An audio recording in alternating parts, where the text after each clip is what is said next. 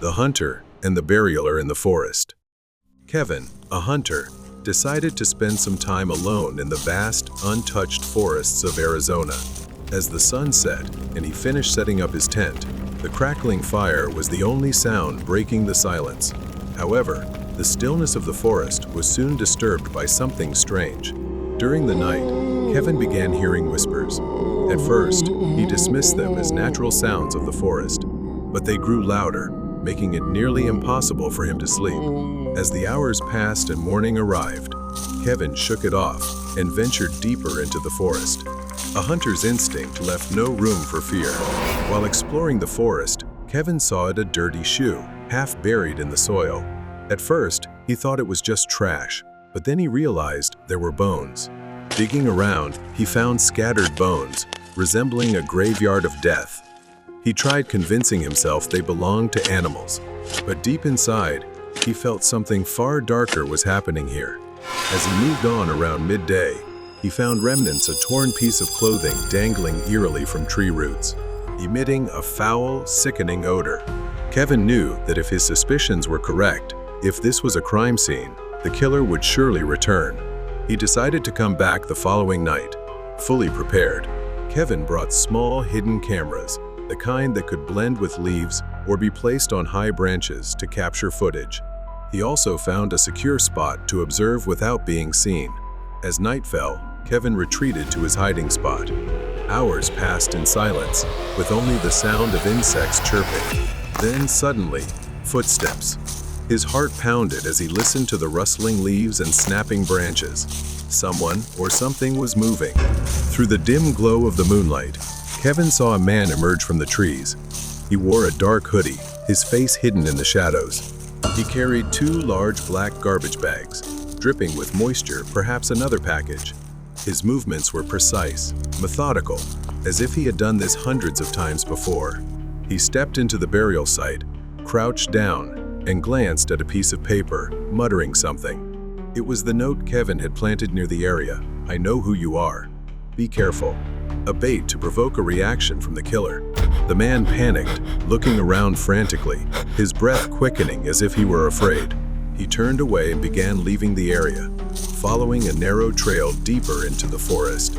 Kevin waited until he was far enough, then silently followed, stepping lightly like a hunter stalking its prey. The path grew increasingly difficult, surrounded by thick tree trunks. After about 20 minutes of walking, Kevin spotted an old, rotting wooden cabin hidden deep in the dense forest. The man's flashlight flickered inside. Kevin pressed himself against a nearby tree, trying to get a clearer view of what was happening. What he saw inside was far more horrifying than he had imagined. Blood-stained old clothes hung on a line, a table with scattered bone fragments, remnants of something he didn't want to think about. Then, a large freezer sat ominously in the corner, seemingly holding something inside. Kevin knew he couldn't confront this man directly. He looked dangerous, far from an easy match. Kevin realized he needed to stay sharp. Quietly, he placed one of his cameras just outside, aimed at the entrance. Then, he strung a piece of wire across the pathway. If stepped on, it would send a large branch crashing down, making a loud noise. Moments later, the man stepped out of the cabin, gripping a large knife. He took a few steps forward and triggered the trap. The branch came crashing down with a loud thud, startling him. In his panic, he stumbled over a tree root and fell hard to the ground. Kevin didn't hesitate. He quickly retreated, taking the recorded footage with him. Kevin didn't report to the police, but he had his own plan. The next morning, he posted a series of images from the scene on an online forum dedicated to mysterious disappearances, along with an anonymous message. The post spread quickly. People who had lost loved ones in the area took notice. An amateur search party decided to enter the forest and investigate. The killer realized he had been exposed. He tried to flee, but there was nowhere left to hide. Cornered and out of options, he lost control and ended his own life in the very cabin he once used as a hideout. The ghost house in the forest. His name was Lucas. It all happened during a hiking trip 3 years ago. He always loved spending time in nature, and he had gone hiking near the White Mountains of Utah. Whenever he went hiking, The surrounding nature was so breathtaking that Lucas lost track of time. Realizing the sun was setting, Lucas felt a bit hungry and sat under a nearby tree. Since he still had plenty of time to get down the hill, he decided to eat first to regain some energy. But today, it seemed to be getting dark unusually fast. He took out his flashlight and shined it ahead just as a massive bolt of lightning struck in the distance. Looking up at the sky, he noticed dark clouds gathering, ready to pour down at any moment. Feeling a bit anxious now, he quickened his pace. The dark clouds rumbled above, and the wind picked up speed through the forest. After 15 minutes, large raindrops started falling. The heavy raindrops almost felt like they were piercing his skin. Lucas started running, but his foot got caught in a hole, causing him to stumble and fall. Soon, his flashlight stopped working, plunging him into near total darkness. Frightened, he somehow managed to get back on his feet. But after walking for another 10 minutes, he realized he was hopelessly lost. He checked his watch. It was 8 p.m. He should have been off the hill by now, but things kept getting worse. Suddenly, an idea struck him. He climbed the tallest tree nearby, pulled out his binoculars, and scanned as far as he could. Lucas spotted a yellow light in the distance, on the left side of the forest. He zoomed in and saw a cabin standing there. Without hesitation, he climbed down the tree and started running toward it. Desperate to survive the night, he reached the cabin, panting heavily. Knocking on the door, he called out, "Is anyone there? Please open up." At that moment, he was nearly in tears. Then, the door creaked loudly and finally opened. A man opened the door and smiled, saying, "Dear Lord, what happened to you? Please, come in." Without hesitation, Lucas stepped inside. The cabin was old and somewhat rusty, with a small fireplace in the center. After a while, a woman entered the room. She looked weary and sorrowful. The man explained that she had been suffering from a chronic illness for a long time. She gave him an eerie smile and then mentioned her son, Jimmy. She said he was a mischievous boy who always drove her into fits of rage. Lucas forced a weak smile in response. As he looked around, he found it both surprising and strange that they lived in such isolation. There was no sign of a vehicle nearby. Lucas wondered how they managed their daily lives. Perhaps they were just accustomed to this way of living. The man led Lucas to the guest bedroom at the end of a narrow hallway and told him he should lock the door for safety, as his son Jimmy could sometimes be a bit mischievous at night. Lucas lay down, drained of energy, hoping the storm would pass while he slept. But then, he heard it, a soft giggle in the darkness, a child's voice, whispering and laughing in the shadows. He had forgotten to lock the door. Lucas sat up in bed, taking a few seconds to adjust to the room's darkness. "Jimmy?" He remembered the woman mentioning her son, but something about her words had felt off. Pale moonlight streamed through the window. Lucas saw a young boy, around 10 years old, standing near the window, his back facing him. But when the boy turned to face Lucas, his heart skipped a beat. The boy's eyes were completely white, sunken, unblinking. They were the only thing Lucas could see. He asked, "Who are you?" But the boy just giggled and ran out of the room. Lucas couldn't fully grasp the horror of it yet, but unease crept into his chest. Panicked, he turned on the light and searched for his backpack. But as he looked around, he realized the room was not as it had been before. The surfaces were covered in dust and cobwebs, as if it had been abandoned for years. Terrified, he decided to leave immediately rather than wait until morning. As he turned to leave, he glanced back and they were there, standing in the doorway, staring at him with hollow eyes and sinister grins. A chilling, unnatural laughter echoed in his mind, paralyzing him with fear. Lucas bolted into the forest, but somehow he tripped and lost consciousness among the trees. When he woke up, he found himself in a hospital, his body aching and covered in wounds. A police officer approached him, asking about what had happened. Lucas recounted everything: the house, the strange family. The officer was silent for a moment before explaining that the house Lucas had described had been abandoned for years. No one had lived there for a long time. A family had once lived there, but their son had died after being attacked by a strange creature in the woods. Stricken with grief, the couple had also perished in that very house. Lucas struggled to accept what had happened. He realized that the family he had met were not living people. They were ghosts, their soulless white eyes and empty smiles haunting his memory. He now understood that he had survived a night of pure terror. The final trip. Chris was always aware of the risks that came with being an Uber driver, especially working late at night. But when you're struggling to provide for your family, risk is just part of survival.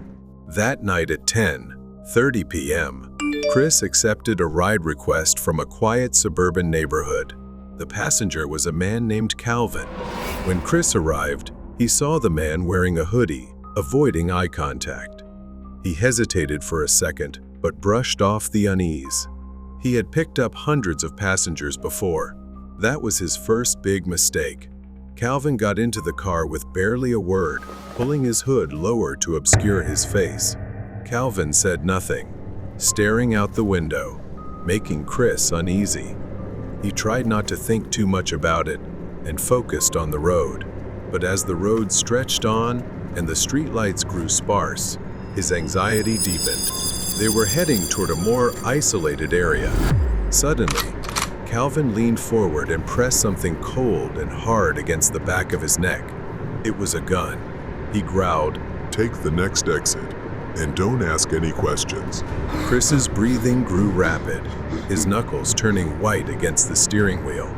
"I have kids," he stammered. "Please, man, take whatever you want." The car stopped in a deserted clearing. Calvin ordered Chris out. He shut off the phone and took the car keys. Desperation set in, but Chris refused to give up. The ground beneath him was wet and uneven. Cold sweat mixed with rain on his skin. Calvin pressed the gun into his back, motioning for him to walk toward the woods. At a clearing, he rifled through Chris's belongings, searching for anything valuable. He found some cash but grumbled that it wasn't enough before continuing to search. Chris saw his chance.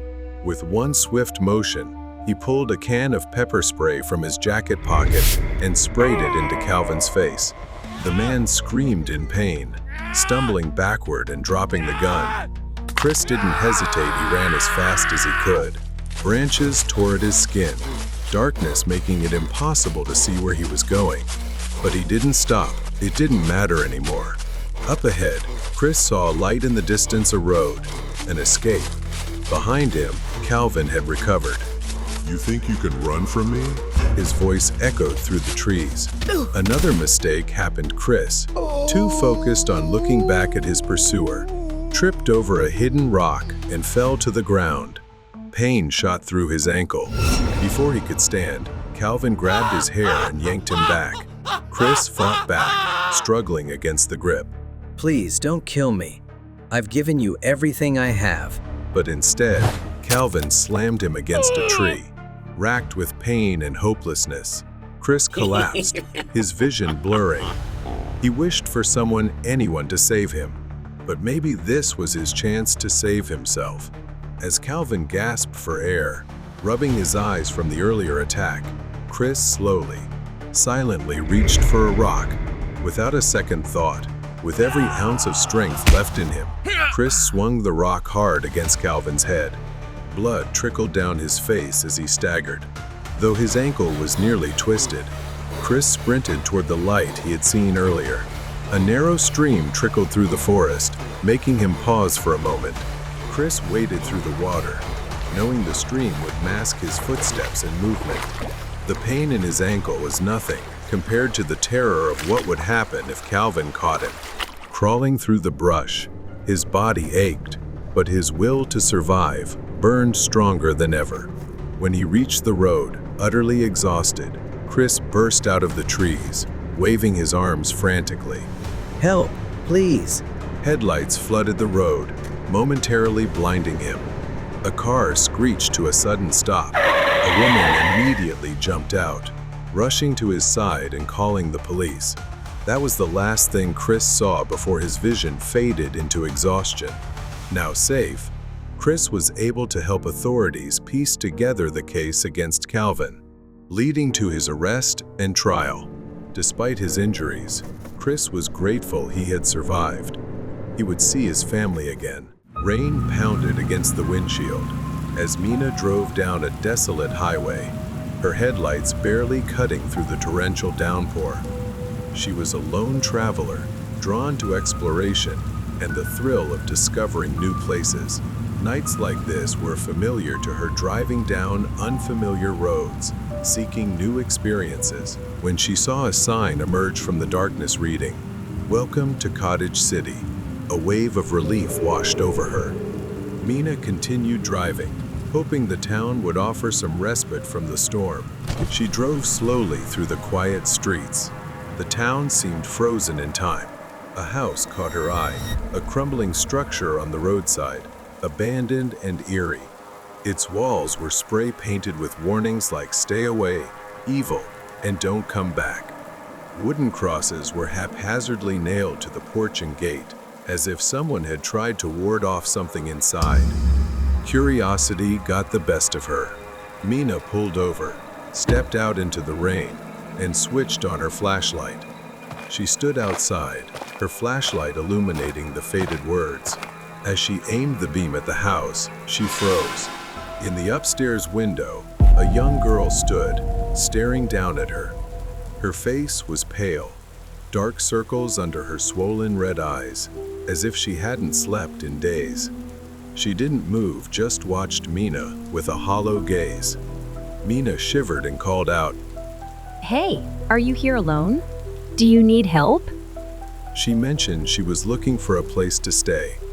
The girl tilted her head, her expression unchanged, but her gaze seemed to pierce through Mina. She asked why Mina was here, and warned that she shouldn't have come. The girl then spoke.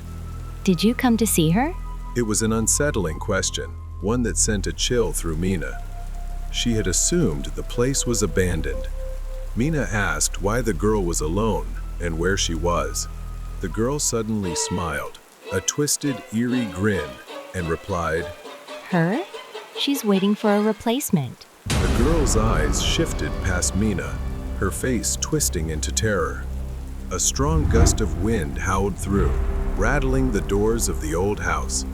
Then suddenly, a hand touched Mina from behind. Mina turned around to see an old woman standing behind her, holding a lantern. The confused expression on her face suggested she had no idea why Mina was standing in front of the abandoned house. Mina explained that she was just a traveler seeking shelter from the storm. She told the old woman about the little girl she had seen through the window, but the woman insisted it was only Mina's imagination. Mina learned that the nearest hotel was still an hour's drive away, and the woman offered her a place to stay overnight at her house. Mina accepted her invitation. It was hard for Mina to believe that the girl she had seen in the abandoned house was merely a figment of her imagination. Yet Mina couldn't shake the feeling that this woman knew more than she was letting on. The house was as antique as its exterior suggested. The furniture was aged, the walls lined with dusty bookshelves and faded photographs. The woman, who introduced herself as Lena, led Mina to a seat near the fireplace. Gathering her courage, Mina asked Lena about the abandoned house. Lena told Mina that many years ago, she had moved here with her father. There weren't many children in the neighborhood, so she quickly befriended a little girl named Lily. Lily's family was large and lively, their house always filled with laughter. Lily's aunt, a warm and kind woman, always had candy for the children, especially for Lily. But one day, her aunt passed away suddenly. The entire family was grief-stricken, everyone except Lily. The little girl didn't shed a single tear, nor did she say a word. Lily just stood at her aunt's funeral, motionless, her eyes lifeless, even as they lowered her into the ground. Lily changed after that day, rarely going outside and spending hours alone in her room. Lily would stay in her room with her Ouija board. She said her aunt had taught her how to use it, and she would spend hours trying to speak to her.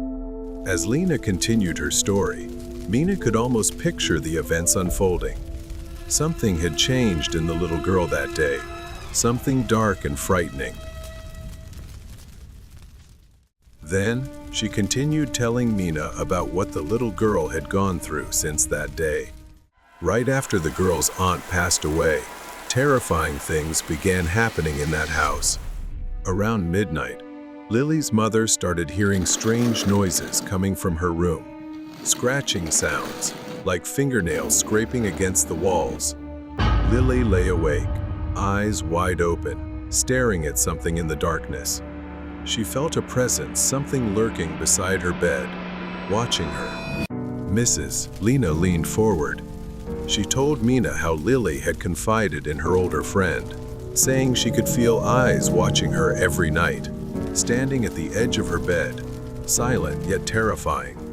The next morning, Lily's mother checked her bed and discovered scratch marks on the mattress. Even more disturbingly, she found similar marks on Lily's own skin. Lily would scream, sometimes even laugh loudly in the middle of the night. Her voice would change, becoming rough, distorted, and filled with pain. Lily's mother rushed in, only to find her alone, trembling, her eyes filled with terror. The little girl spoke of them, shadowy figures. They would gather around her bed, staring with their hollow mouths, open in a silent scream. They all knew Lily was different. Everyone sensed that something had invaded her, but no one could stop it or help her. Mina shuddered as the old woman recounted the family's desperate decision to call for an exorcism. Lily's family summoned priests to perform an exorcism. Father Raymond was one of them, and he placed a crucifix under Lily's pillow, hoping to drive away whatever haunted the house. The ritual began, whispered Latin prayers filling the room. The exorcism turned chaotic. Lily writhed on the bed, growling like an animal, as if the crucifix was causing her unbearable pain. Objects flew across the room, and the crucifix seemed to burn her, sending her into a violent rage. Latin phrases poured from Lily's mouth, mixed with a hoarse, guttural laughter. Her body twisted in unnatural ways, eyes staring at something invisible. Father Raymond performed many exorcisms on Lily, and she endured tremendous suffering. During the exorcisms, Lily would roll and vomit, then break into uncontrollable laughter. That voice, it was like a demon disguised in a child's body, coming from the depths of darkness. Once, during an exorcism, Lily suddenly broke free from the priest's hold and lunged at the metal bed frame. She swung it wildly, slashing at the arm of one of the priests, forcing them to halt the ritual. On the night of the final exorcism, words appeared on Lily's body, as if an invisible force was carving them into her skin with a sharp blade. On the last night, 3 priests conducted the final exorcism on Lily, and they even witnessed her body levitating above the bed. As they recited the final incantation, Lily's body collapsed onto the bed, motionless. Everyone believed she had been freed. Lily's family moved away soon after, and no one ever saw her again. The people living near the house avoided it, cursing its existence. Some families even left the area due to the strange, unexplainable occurrences. She told Mina that some believed Lily's spirit never left, that she was still trapped inside the house. Mina shivered, recalling the grinning girl in the window, her eyes black and hollow. Mina shared what she had seen.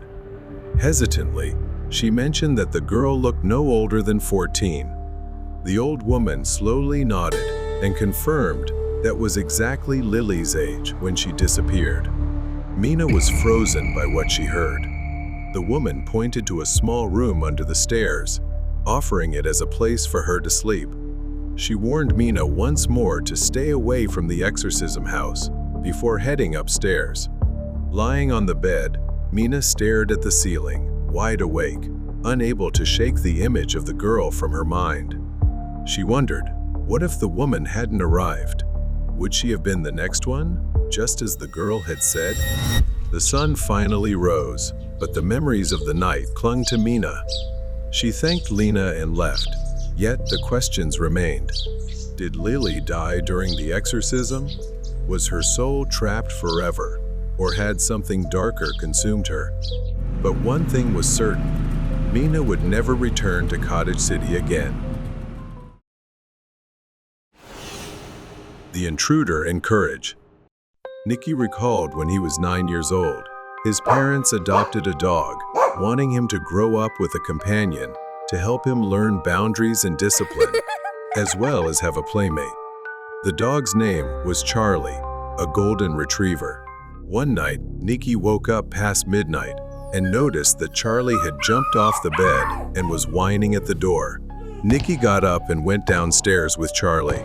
As he walked through the living room, he felt something pass by him that he couldn't even recognize. Nicky led Charlie out into the backyard and stood by the door, waiting for Charlie to quickly finish and come back inside. But when Charlie came back inside, he turned toward the garage door, walked over, and began sniffing intensely. Soon, Charlie's usual curiosity shifted to something else.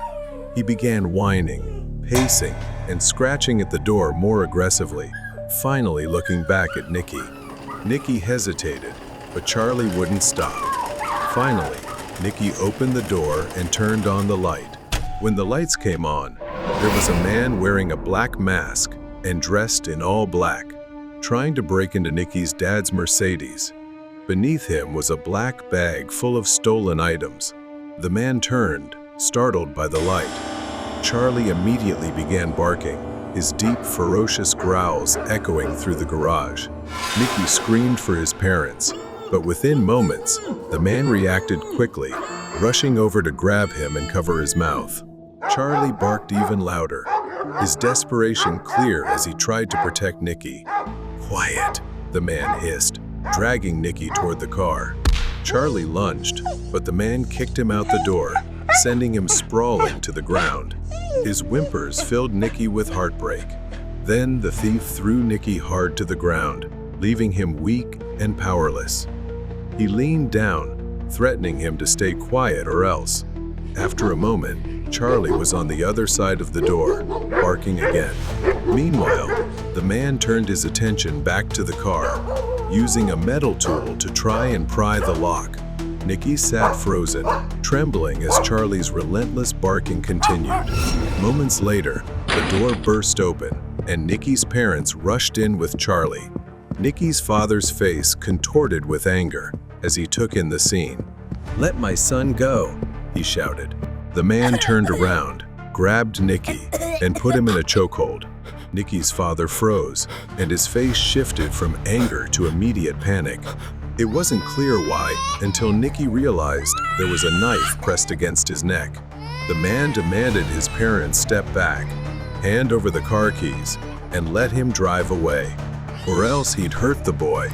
Nicky's mother tightly held onto Charlie's collar, trying to restrain him as the dog growled and struggled against her grip. "Get the keys," Nicky's father said, his voice tense with fear. Nicky's mother turned toward the house, but her grip on Charlie slipped. The dog broke free and charged toward Nicky. The thief removed the knife from Nicky's neck, and the boy instinctively knew he would point it at Charlie. Acting on instinct, Nicky grabbed the knife and pulled it toward himself, the blade slicing through his fingers in agonizing pain. Charlie lunged forward.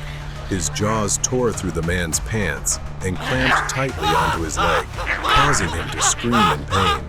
Nicky's father immediately charged at the thief, pulling Nicky and Charlie away from him. Before the thief could react, his protective instincts took over. and he pinned the intruder to the ground, knocking him unconscious. It wasn't until Nikki's mother intervened that everything finally settled. Nikki could barely recall what happened next.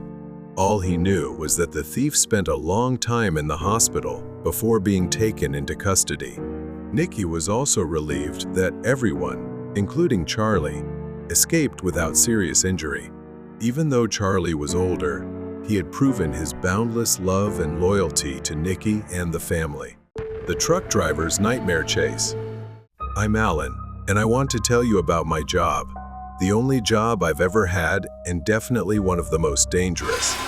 I'm a truck driver, often driving for hours, almost always sleep-deprived and in a rush, and worse, in the dark. Aside from the fear of crashing or falling asleep at the wheel, people always ask me if I have any stories to tell. That night, I was driving with my companion, Randy. Randy had recently gone through a divorce and didn't have kids, so he didn't have much going on. He'd had a few drinks that day and was a bit tipsy. As I looked out the window, I saw a lot of police cars speeding past me. They seemed in a hurry, as if searching for someone. I didn't think much of it and kept driving. After a while, I decided to stop so Randy could use the bathroom and we could take a break. I waited, but after a few minutes, my unease grew as Randy didn't return. Worried, I grabbed a flashlight and headed into the woods. "Hey buddy, you out there?" Randy didn't answer. I didn't think he could be drunk enough to pass out, so I kept following the trail into the woods. I moved through the bushes, calling Randy's name. Suddenly, I heard a voice, a strange tapping sound coming from behind a large tree. Cautiously, I moved closer, thinking Randy might be playing a prank. I approached and saw a girl leaning against a tree, covered in blood and trembling in fear. I rushed to help her, but then I saw a knife in her hand and stepped back. "Hey, what happened to you? Are you hurt? Do you need help?" The girl stood up without answering. Instead, she began moving toward me, her eyes wide with something I couldn't identify. I raised my hands, trying to stay calm, but she didn't stop. I noticed her legs were covered in blood, but there was something off about her posture. Amidst the chaos, I heard a noise and turned around. What shocked me more was my friend Randy. He was in danger. Randy was sitting under a tree not far away, pale and injured, with blood streaming from his side. He was alive but weak. "I'll save you," I said, trying to keep my voice calm despite my panic. But before I could act, she lunged at Randy with a ravenous look in her eyes. Without thinking, I screamed to draw her attention, luring her away from Randy. She turned to look at me, grinning eerily. It's hunting time. I sprinted through the trees, dodging sharp branches like claws. She chased close behind, her pounding footsteps echoing in my ears, making my heart feel like it would burst. While running, I tripped over a rock, tumbling to the ground. She lunged at me, and I had to wrestle with her, holding back her wild fury for a moment. She seemed intent on devouring me. My breath caught as her hand slipped, stabbing the knife into the ground just inches from where it could have ended me. I shoved her off me, grabbed a large branch and swung it hard, striking her. Her pained scream echoed through the forest as the knife fell from her hand. Pain blurred my vision, but I knew I couldn't stop. Even injured, she continued chasing me, her breath ragged like a wild beast. Using all my knowledge of the forest, I took a gamble. I changed direction, heading toward where I suspected there was a bear trap. She was still close behind me. Nearing the trap, I slowed down deliberately before suddenly leaping aside. She charged forward, unaware of the trap. Snap! The steel jaws slammed shut with a deafening clang. The woman screamed in agony as her leg was caught in the trap. Without hesitation, I ran back to Randy. He was visibly weaker, but still alive.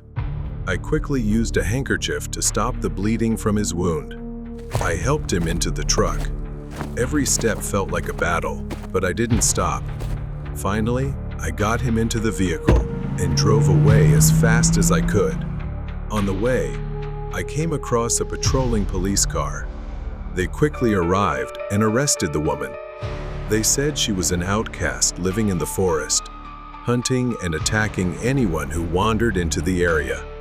Even her clothing had belonged to previous victims. In her hideout, the police found evidence that she had resorted to cannibalism and many other horrifying items. Randy survived, but the wounds, both physical and emotional, would never fully heal. I couldn't forget that night either, but I told myself that I had done everything to save my friend. And when facing darkness, you must fight to survive. Seeking the truth. The city never sleeps, and Kevin does his best to make a living as a night shift taxi driver. He is a hard-working and kind man. One foggy night, as Kevin followed his usual route, he turned a corner onto a quiet, nearly deserted street and saw her. A woman stood alone under the flickering glow of a street lamp.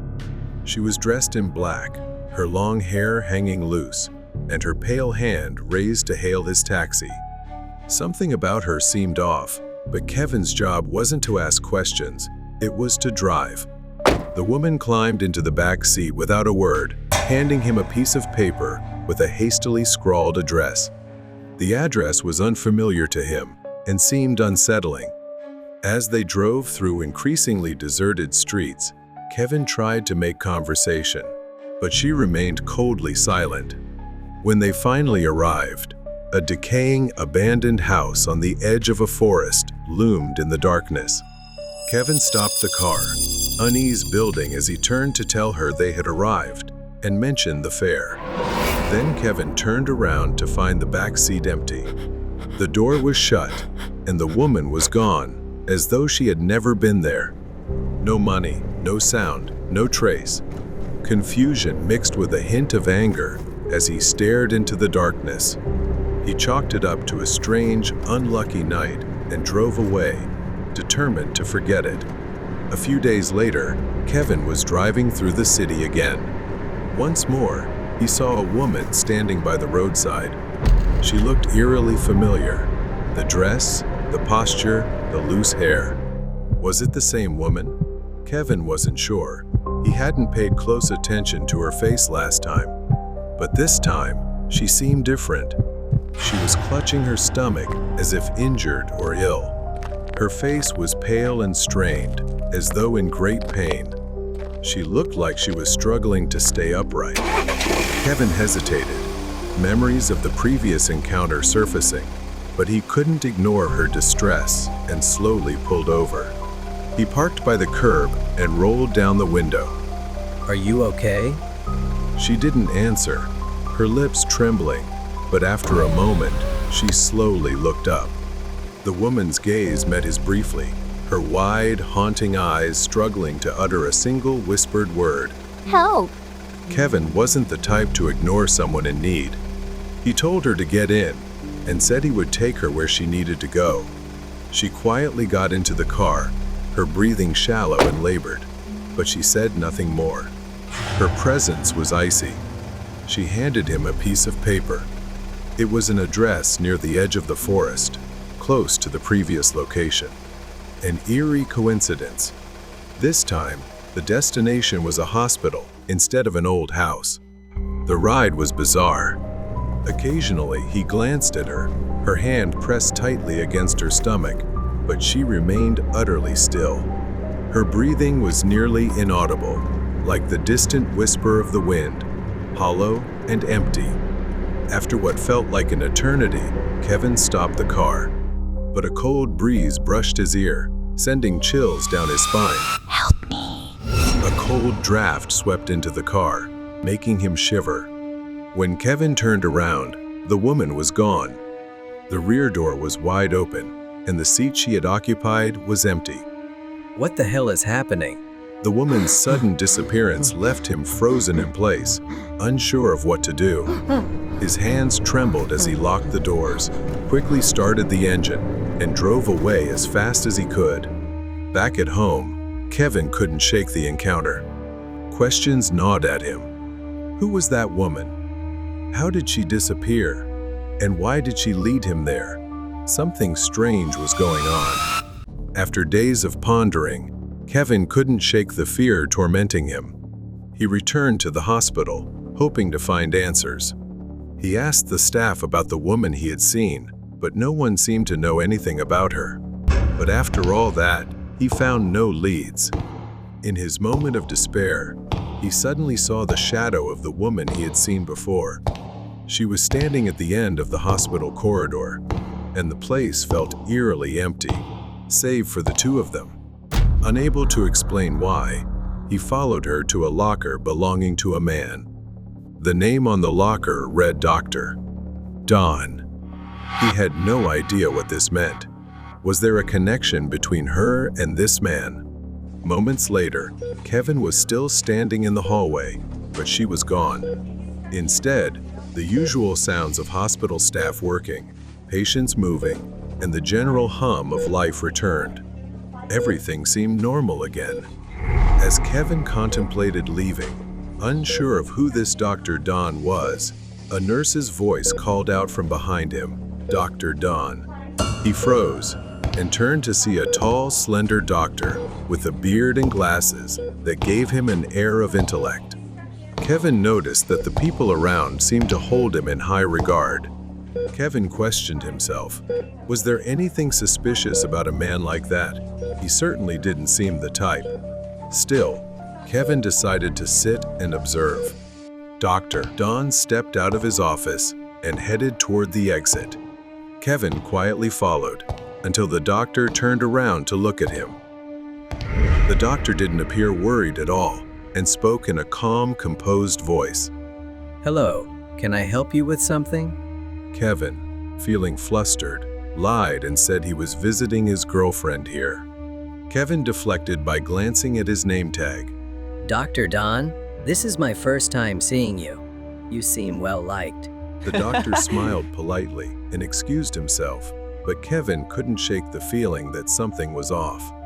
Kevin returned to the corridor, beginning to feel ridiculous and questioning if he was taking things too far. Then, the woman appeared again at the end of the hallway. A whisper close to his ear said, Help me, please. Kevin froze, but the encounter reinforced his resolve. Maybe it was time to follow his instincts. Dr. Don's silhouette was retreating. Kevin decided to follow him cautiously, and, strangely, Dr. Don was heading toward the very house the woman had led him to before. The old, decaying, and completely isolated house.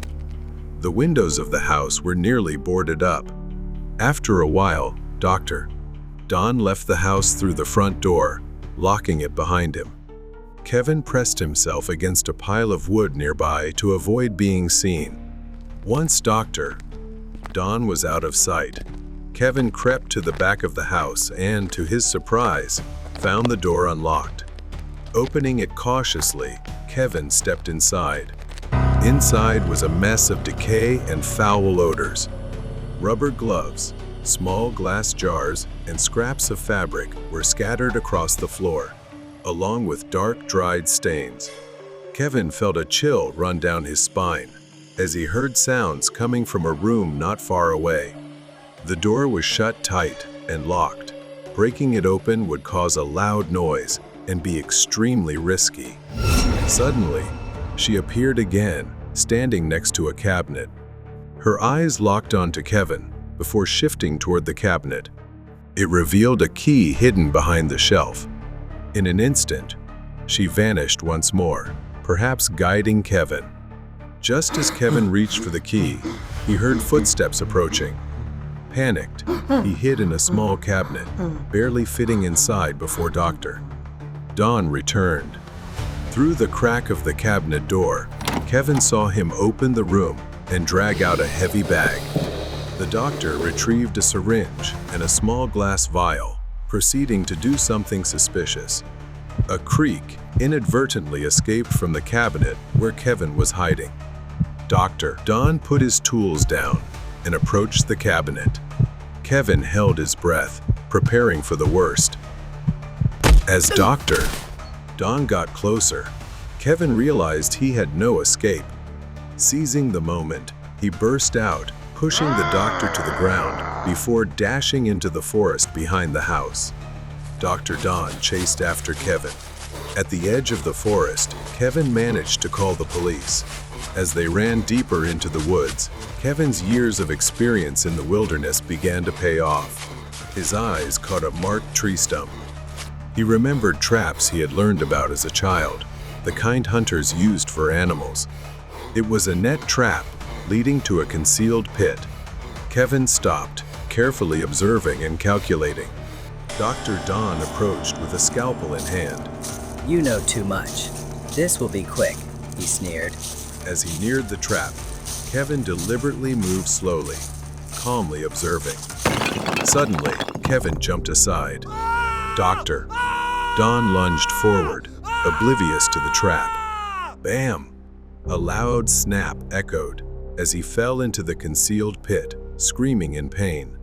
Shortly after, the police arrived and uncovered the horrifying events that had taken place in the house. Dr. Don's past was plagued by an abusive father. He had built a facade of respectability, but was, in reality, a monster. He would overdose his patients with drugs and record their suffering while laughing maniacally. Many had met unjust ends at the hands of this madman. The woman Kevin had seen was found deceased at the scene. She had sought help, likely for her sister, who had also been held captive in the same house. They had both uncovered Dr. Don's depravity. Kevin was haunted by everything he had experienced. He wondered how many others like her had wandered into the dark corners of the world, waiting for someone to help before it was too late. In the end, though, Dr. Don finally faced justice. The mysterious house in the deep forest. The room was dark, the only light coming from the flickering flames of the fireplace. Nick sat in the chair, lost in thought. He remembered what he had gone through and seemed unable to escape that feeling. In the late 80s, Nick and his friend Ken, both experienced hikers, decided to take a different route from their usual long-distance trails. They passed through the woods behind the farm, intrigued by a nearby ranch that raised exotic animals like cassowaries, strange and out of place in the countryside. They ventured deeper into the forest, the trees becoming denser as they moved further from familiar grounds. The air was filled with a damp smell as they pushed through thick underbrush, their excitement gradually building. As they continued walking, they strayed off the path and came upon an old, dilapidated house neither of them had seen before. It looked as if it had been abandoned for decades. Just looking at the house gave Nick an ominous feeling, but they couldn't resist their purpose, to explore, so they naturally decided to go inside and check it out. Inside, the house had a very classic style, probably built in the late 40s or early 50s. But Ken saw and witnessed something even more terrifying. There were writings and symbols in strange, Latin-like languages about a worship ritual believed to be satanic or pagan. Some of the images depicted how to sacrifice human souls to an entity believed to be demonic, leaving them in disbelief. Ken exclaimed, as it was the first time he'd seen anything like it. To this day, and even at that moment, Nick still insists that some of the symbols painted on the walls were not merely red paint. The kitchen was cramped, and there was a narrow staircase leading upstairs. It was so tight that their shoulders would brush against the walls as they ascended. As they climbed the stairs, Nick felt a cold breath on the back of his neck. He glanced back, but saw only Ken behind him. Ken stopped midway, frozen in place, insisting that he had seen a shadow dart across the stairs above. Nick forced a smile to reassure him, even though he too felt something was off. Their fear seemed to be increasingly palpable. The upstairs was pitch dark, with a room at the end of a narrow hallway. Leading to it were strange, dried red streaks that looked like blood seeping into the floor. As soon as they entered the room, they were confronted with many similar strange symbols. What caught their attention was the sight of chains with handcuffs hanging from the walls, as if someone had tried to lock something or someone in this very room. Then, the faint sound of chains clinking filled the room. The chains hanging on the walls began to sway, as if moved by an unseen force, despite the windows being tightly shut and no breeze present. Suddenly, they heard a noise, footsteps approaching from behind, resembling the sound of heels tapping on wood, quickly ascending the stairs behind them. Terrified, they ran down the stairs, but found no one there. The house fell silent once again, except for their labored breathing. There were no new footprints, only the ones they had left when they entered. Too frightened to stay, they decided to leave the house. But no matter which direction they took or how they used the compass, they tried it more than 10 times that night, walking from every possible route or direction. Yet, they always ended up standing in front of the house's main door. They tried again and again, walking in every conceivable direction, but the result was always the same.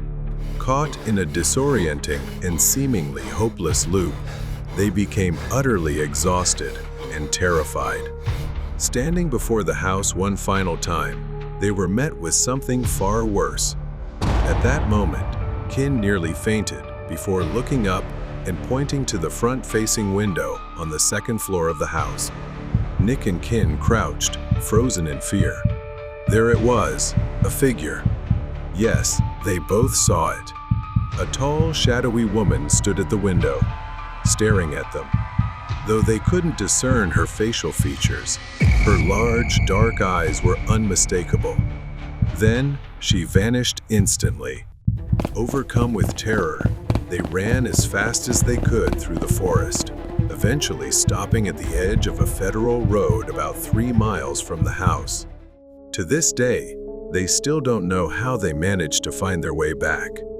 It felt like a miracle. 5 years later, Nick and Kin decided to return to the house. But this time, when they arrived, the house had completely collapsed, leaving only rubble and debris. Nick later stumbled upon an online article about the house. Don was a man with unusual behavior. He had locked his mother in the attic and abused her for years, then used the house for his own sinister purposes. The weight of the truth slowly sank into Nick as he learned about the story and the dark history behind it. Now looking back, Nick realized that some things are better left buried, and some houses should never be revisited. The kidnapper's scary plan. Lily was on her way home from her best friend Emma's house. Emma's house was on a hill, and despite Emma urging Lily to stay over, she decided to head home. It was only 7:30 p.m., and she decided to take the bus. At the nearby bus stop, she arrived and saw a man already sitting there. He looked a bit strange, appearing to be homeless. The man's unsettling presence made Lily uncomfortable. She decided to keep her distance and stood there with a serious expression. Emma called her to ask if she had boarded the bus yet. Lily talked to her for a while, trying to ease the discomfort caused by the man's presence. Despite trying to ignore him, Lily couldn't shake the feeling that the man was watching her. Every 5 to 10 seconds, he would take out his phone and appear busy texting.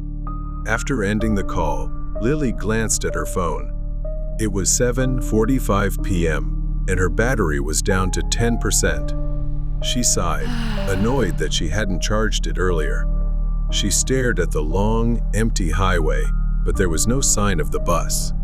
She felt uneasy being alone with the strange man. Then the man stood up from his seat and started walking toward Lily.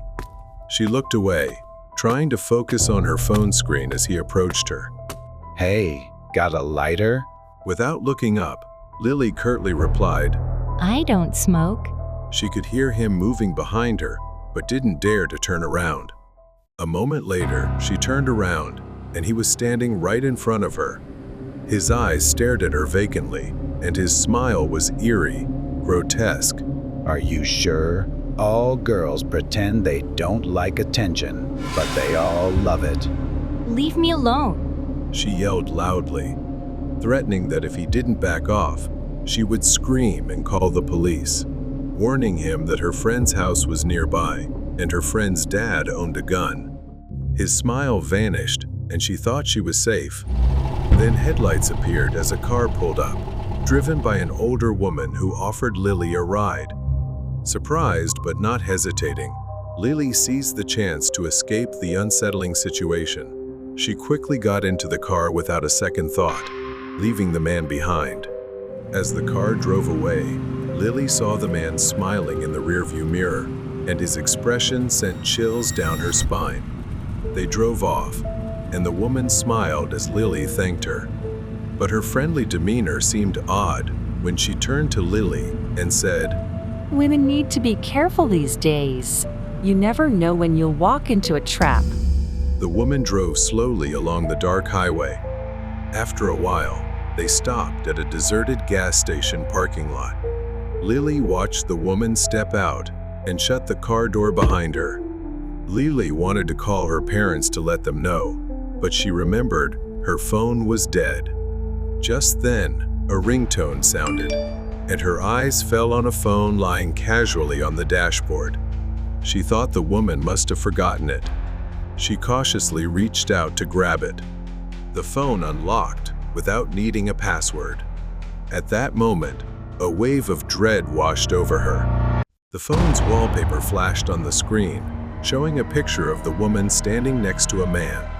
He was the same man Lily had seen at the bus stop.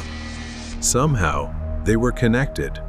Panicked, she quickly grabbed the phone and slipped out of the car, but not fast enough. The woman returned, her kind expression gone, blocking the door. Where do you think you're going, girl? Lily stumbled, slipping through the driver's side door to get out. As she escaped, the woman circled around the back of the car, brandishing a knife to block her path. The woman lunged at her, and instinctively, Lily raised her arm to shield herself, causing the blade to slice painfully across her skin. Lily turned to run, but the woman grabbed her hair and yanked her back. Lily screamed, twisting and clawing at her hand. Blood dripped down her arm, her strength fading from the injury. But then, a surge of survival instinct kicked in. Lily stomped and kicked at the woman's shin, making her stumble and giving Lily a brief chance to escape. As Lily sprinted toward the road, headlights appeared in the distance. It was a truck. Desperate, she waved frantically, hoping they would stop. The truck slowed down as they saw her. The woman stood just behind her and yelled, She's stealing from me. Stop her. A man stepped out. Lily could only cry out. She's lying. She tried to kidnap me. He hesitated, but the sight of Lily's bleeding arm seemed to convince him. She quickly got into his truck, and they headed to the police station. Luckily, she had evidence, her phone. It was a treasure trove of proof. They were kidnappers preying on women and children. They had a twisted scheme. The man would harass women, and the woman would pretend to be a savior. Once inside the car, the victim had no escape. Luckily, Lily avoided becoming their next victim. Months later, she still thought about that night. Since then, Lily had bought a car and vowed never to take public transportation alone at night again. Home alone and an uninvited guest. George lived alone in her house in a small Michigan town on weekends. She often came here to escape the urban lifestyle she had grown up in and had grown tired of. She enjoyed the peaceful countryside, but George's house was like something out of a horror movie. an old house with overgrown grass and peeling paint. One Friday, George had just arrived home. She sat on the couch, her eyes glued to the TV, relaxing after a long week at work. As she flipped through channels, her peace was suddenly interrupted by a knock at the door. At first, George ignored it, thinking it wasn't important. But the knocking grew louder and more persistent.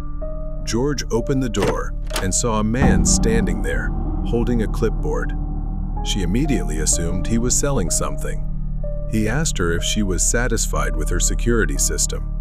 George replied that she didn't have one but wasn't too concerned, joking that no one would break into such an ugly house. He then went on to describe all the recent break-ins in the area, which, honestly, George had never heard of. He then asked who George lived with, and she accidentally blurted out that she lived alone. Although she wasn't interested, he persistently asked for her phone number at least. He said he'd follow up in a few weeks, and even offered free installation on the spot. After some back and forth, George agreed since it sounded like a good deal. He thanked her and left. Later, George went to the kitchen to start cooking dinner, and then continued watching movies in the living room. She binge-watched for hours on the couch until around 11 p.m., when there was a knock at the door. This time, it was hard to ignore. George glanced at the clock, worried. 11 p.m. was far too late for anyone to knock on the door, especially since she wasn't close with her neighbors. The knocking persisted. She cautiously approached the door and asked who was there, but there was no response. Thinking quickly, she lied that she had a gun, though she didn't. She hoped it would scare them off. For a moment, the knocking stopped, but then her phone rang. When she answered, the voice on the other end claimed to be from 911, saying there was a dangerous intruder in her house, and they needed to come in to handle him. They said they were standing at her door, but she was skeptical. George looked around and saw nothing unusual. Meanwhile, the knocking outside continued relentlessly. She unlocked one of the latches and hesitantly placed her hand on the doorknob. But before she could react, the door somehow opened. It wasn't a police officer like the caller claimed. It was him, the delivery man from earlier. His demeanor was erratic and strange, his eyes wide, no longer resembling a salesperson. Then he said, "You shouldn't let yourself be tricked like that. Your house really is run down, but to let your guard down like this? I think you need me." He smiled cheerfully, as if nothing had happened before. George had no idea what the hell was going on. He started telling her that his car had broken down, and he asked for a cup of hot water, saying he'd leave right after. But his expression was off. It was bad enough that she really thought he might be a burglar. Reluctantly, she went to get the water while he sat waiting in the living room. After finishing the water, he left, thanking her for the drink. She sighed in relief and moved to close the door. But as she tried to close it, his arm blocked it. A strong shove flung the door back open. She asked, Did you forget something? Don't joke like that. but no, he was slowly advancing, grinning maliciously. Instinctively, George backed away and ran into the kitchen. He chased her into the kitchen, laughing gleefully.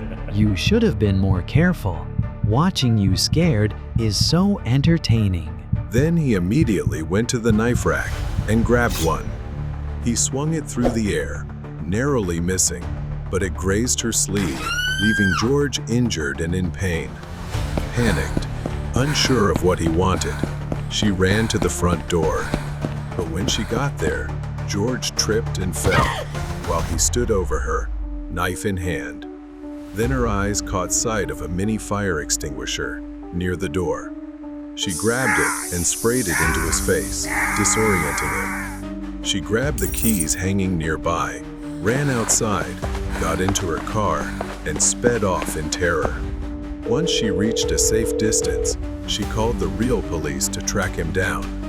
He was eventually apprehended, and it turned out the man wasn't a random intruder, but someone who had been stalking her. He had faked the 911 call, knowing she would open the door. That night would stay with her forever, but she remained grateful to be alive. George swore to herself that no one would ever trick her into opening the door again. The Cursed Game. The Willis family's house, her neighbors, stood quietly at the end of a dimly lit street. The sun was setting, casting an orange glow over the neighborhood. Lily, who had done many jobs before, was starting her first day babysitting this time. The cozy living room was scattered with toys. Lily was greeted by Angie, a curious little girl. After listening to the parents' instructions and seeing them leave, the house was left to the two of them, growing silent. Angie leaned forward, her eyes lighting up mischievously. Let's play a game. Call Mary. Lily froze, letting out a nervous giggle. Angie tugged on Lily's sleeve, her wide eyes pleading. Please, Lily. Just this once? I won't ask for anything else. Lily hesitated, but Angie's persistence made her relent. Angie explained to Lily that they had to go into the bathroom, turn off all the lights, and say her name 3 times in front of the mirror. If they did, Mary would appear. They must not let the candle go out. Lily didn't really believe it and thought it was just a made-up game. The bathroom was dimly lit by flickering candles. Lily stood in front of the mirror. She took a deep breath and said, All right, just this once. and they'd go to bed. She called the woman's name. Before she could finish, Angie gasped and backed away, saying she didn't want to play anymore. Lily reassured her, saying it was fine, just a game, and it would end now. Then they'd go back to the room, just as they were about to leave. But then the candles suddenly went out. The room plunged into darkness. An icy chill swept over them. Lily led Angie out of the bathroom, but the house lights flickered erratically. From the bathroom, a soft whisper echoed throughout the house. Lily froze. Angie began to tear up and asked her, What's that sound? Before Lily could react, a figure, a woman, emerged from the bathroom, her hollow black eyes and mouth oozing a horrifying black sludge. Clutching Angie's hand, she began to step back. Together, they ran and hid in the dining room. Lily tried to turn on the lights, but they didn't work. It was as if they were trapped in another world. Lily pulled Angie under the dining table to hide from the ghost's pursuit. Through the gap beneath the tablecloth, Angie saw her bare feet shuffling closer. The floor creaked with each step. Lily ran to the bathroom. She quickly grabbed the matchbox from her pocket and lit the candles. Her hands trembled as she tried, but the flame refused to catch. It was too late. Behind Lily, she appeared, her distorted smile widening as she raised a pair of scissors. Lily panicked, dropping the matchbox and crawling backward, sobbing as she begged for mercy in vain. When Lily locked eyes with her, she felt pain engulf her entire body. She could do nothing but stare, the feeling worse than death. As the scissors slowly moved toward Lily's body, ready to tear through her skin and claim her life, Lily thought it was over. Then she heard the cry of a child. Suddenly, the lights came back on. Angie stood holding a candle and screamed. Leave her alone. Seeing this, Lily chanted her name 3 times to end the game. The candles suddenly flared to life. A piercing scream shook the house as she dissolved into a cloud of black smoke. Angie clung tightly to her. She's gone, right? Lily nodded, but her eyes remained fixed on the dark bathroom door. The Willis parents returned to find Angie asleep, with every light in the house on. Lily managed a tired smile. That day was Lily's first and last day as a babysitter. She had seen many things in her life, but nothing compared to what happened that night. Even if you don't believe, don't take the risk. Elevator and warning from the 9th aisle floor. Michael was invited for an interview at a building, hoping this would be a fresh opportunity for him. But before he stepped into the elevator, he encountered something strange. A strange man, seemingly a security guard, stopped him and sternly warned, "Don't get off the elevator until it reaches the 9th floor." He said in an odd tone, completely devoid of humor. There was something in his voice that sent chills down Michael's spine, as though he was hinting at something unseen. "Don't do anything foolish," he added before walking away. Michael stood frozen for a moment, convincing himself it was just an absurd warning, yet he couldn't shake the uneasy feeling gnawing at him. Michael stepped into the elevator and pressed the button for the 9th floor. A soft chime echoed in the elevator, announcing each floor through the intercom, as if trying to ease his tension. When the elevator stopped at the 5th floor, Michael sensed something unusual. The sliding doors revealed a receptionist sitting at a desk. She looked at him and smiled warmly. Good morning, Michael. She greeted, leaving Michael stunned. What surprised him was the way she addressed him, as though she had known him for a long time, even though they had never met before. She spoke about his personal life, even recounting intimate details Michael had never shared with anyone. Leaning forward, she added, We know everything. and then smiled in a cryptic way. The doors closed before he could respond, and the elevator shuddered as it ascended. When the elevator reached the 11th floor, the doors opened, and an elderly woman stepped inside. She glanced at Michael, then turned back to stare at the elevator buttons. She said firmly, I want to go to the 2nd floor. However, Michael objected, advising her against going there. Nonsense. Pressing the button for the 2nd floor herself. When the elevator doors opened, it revealed what looked like a decayed, damp cave with slick walls oozing black water that seemed alive. The faint flickering lights only added to the eerie atmosphere. Michael stepped back, avoiding eye contact with the woman, but she was unfazed, stepping out as though this was where she belonged. Then she turned back, smiled, and asked, Aren't you coming? Michael panicked, frantically pressing the close button on the elevator. The woman slowly walked into the darkness, as if vanishing into thin air. But things did not end there. As the doors were about to close, a shadowy figure suddenly appeared, stopping the elevator doors with a bony hand. It was a man in a black suit with glowing red eyes. "Where are you rushing off to?" Michael stepped back, trying to maintain distance. I'm not planning to get off on this floor. I'm heading to the 9th floor. Then the man spoke about offering him a lucrative deal if he stayed. Michael frowned, his instincts warning him that this was far from good. I don't need anything from you. "Oh, but I think you'll change your mind," the man said, stepping closer. "Trade your eyes for eternal peace. You won't have to see any horrors again. A life free from pain, free from fear."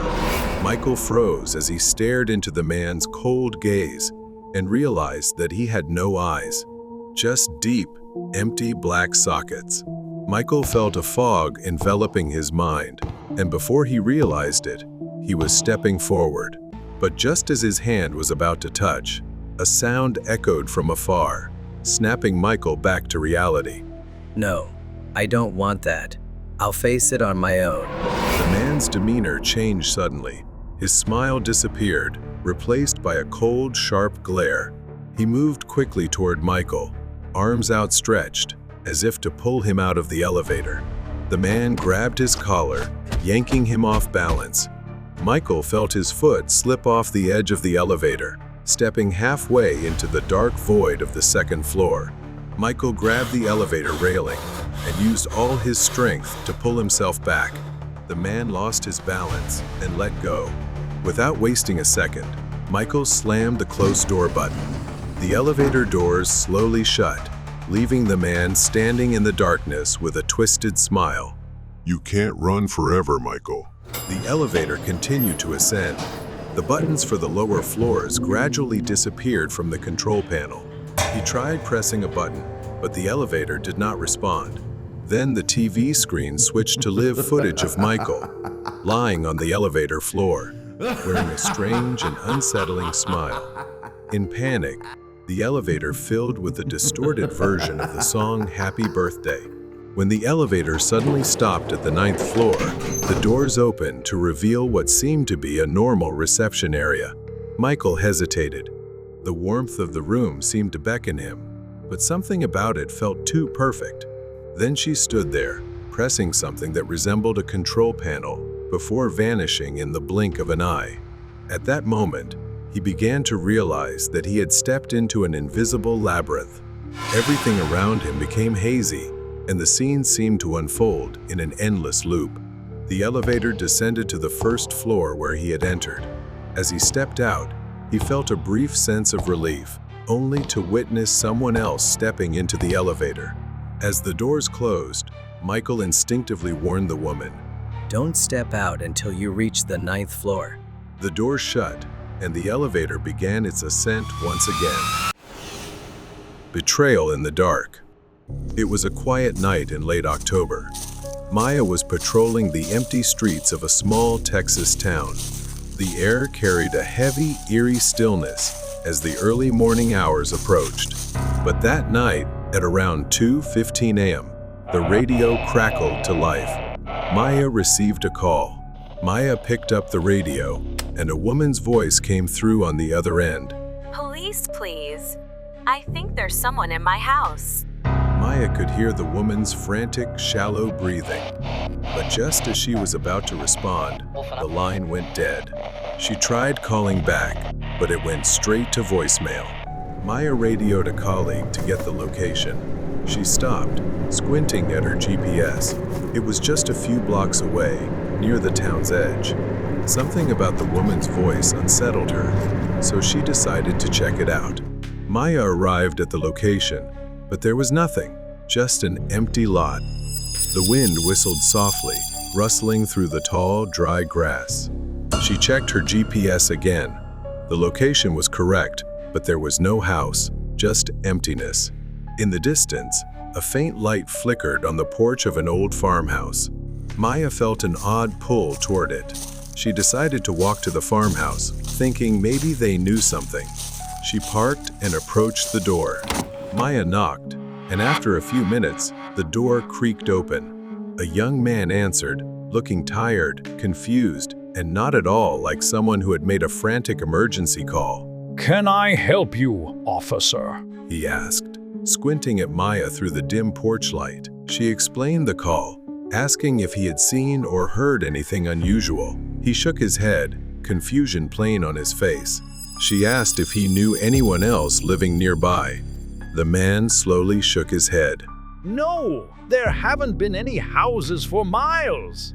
Maya thanked him and returned to her car, a deep unease settling in her stomach. Maya checked her radio again and tried calling the number one more time, but it still went straight to voicemail. She decided to head back to the station, but as Maya turned the key in the ignition, something caught her eye in the rearview mirror. Someone was sitting in the backseat. She could only see a faint silhouette, a hunched figure barely visible in the darkness. Maya's heart pounded as she tried to stay calm, reaching for her radio to call for backup. But before she could, a sharp blow struck the back of her head. Pain exploded. Her vision and everything around her faded into darkness. Maya woke up groggy, her head throbbing.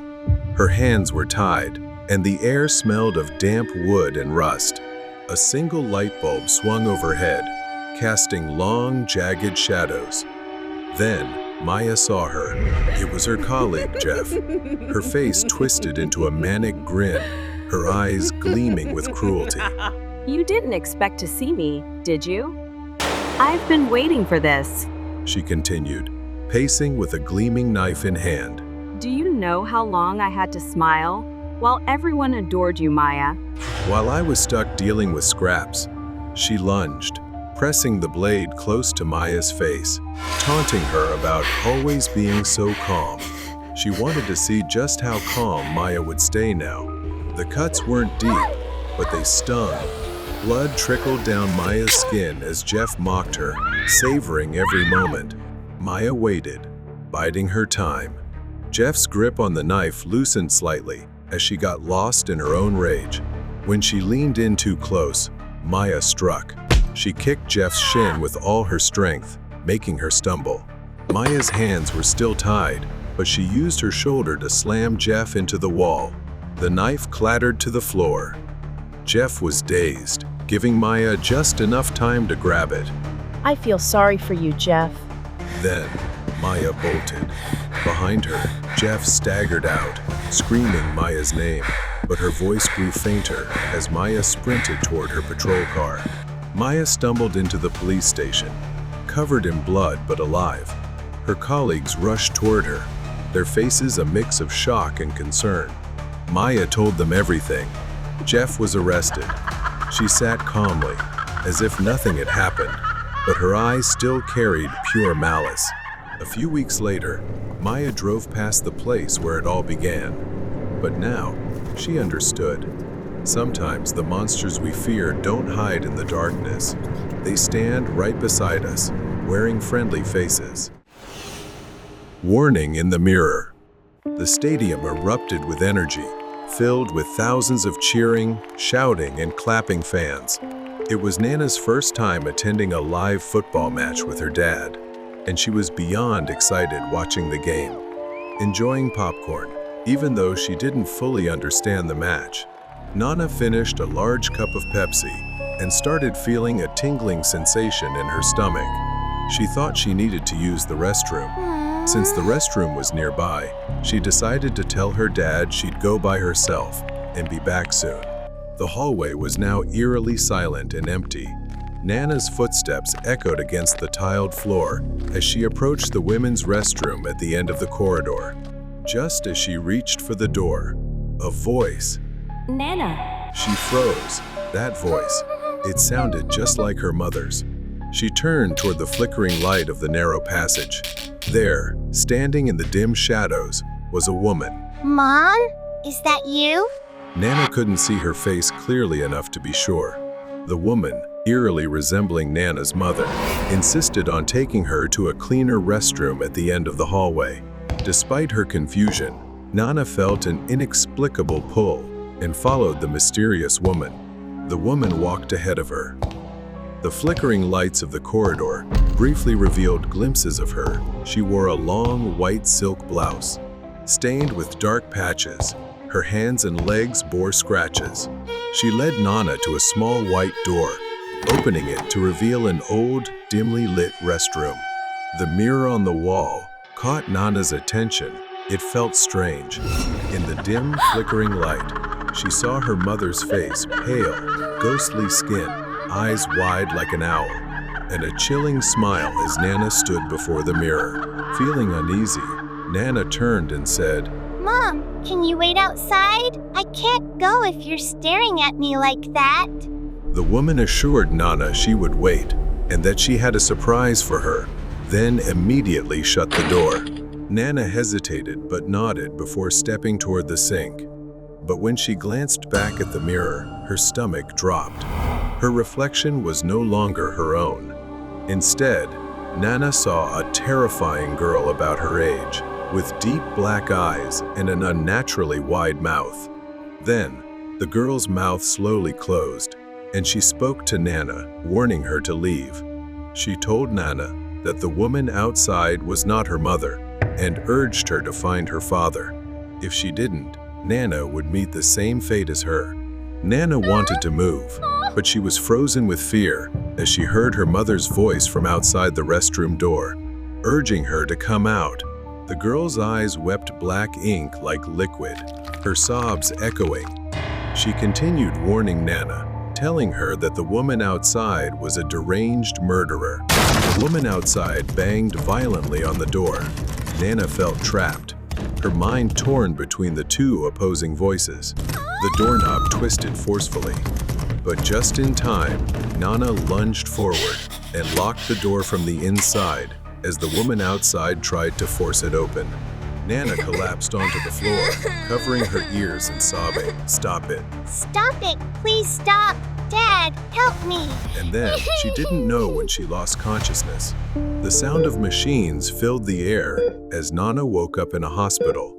Her father sat beside her, his face pale and trembling. Her father recounted that after realizing Nana had been gone too long, he searched for her with the security team and found her lying on the floor of an abandoned restroom. After reporting it to the stadium management, they uncovered a horrifying truth. A year ago, a mentally ill woman had taken her daughter's life in that very restroom before ending her own. Though shaken, Nana felt grateful that the trapped spirit of the little girl in the mirror had tried to save her from the same fate. Both she and her father prayed that the ghostly girl who saved Nana could now finally rest in peace. Secrets hidden in the basement. Leo, a college student desperate to find a job during his winter break, stumbled upon a strange ad on Craigslist. The ad lacked details, but the salary was too good to pass up for a simple housekeeping job at the home of an elderly woman named Mrs. Donovan. At the end of the ad, there was a phone number. An elderly woman answered the call and gave him an address to visit the next day. The next day, Leo arrived at Mrs. Donovan's house, a peculiar old wooden house surrounded by a vast garden of towering red roses. Their charcoal black stems stood out against the vibrant petals. Mrs. Donovan warmly welcomed him, an elderly woman with sharp gray eyes and an air of mystery. She gave him a tour of the large house, filled with books on botany and strange plants. Her library was vast, and there was something about those books that made him feel uneasy. Then she led Leo out to the garden, full of strange plants, especially the roses he had noticed earlier. She began praising the roses as the work of her life and gave him detailed instructions on how to care for the garden. Inside, she offered Leo a cup of coffee and instructed him on some tasks around the house while she was out.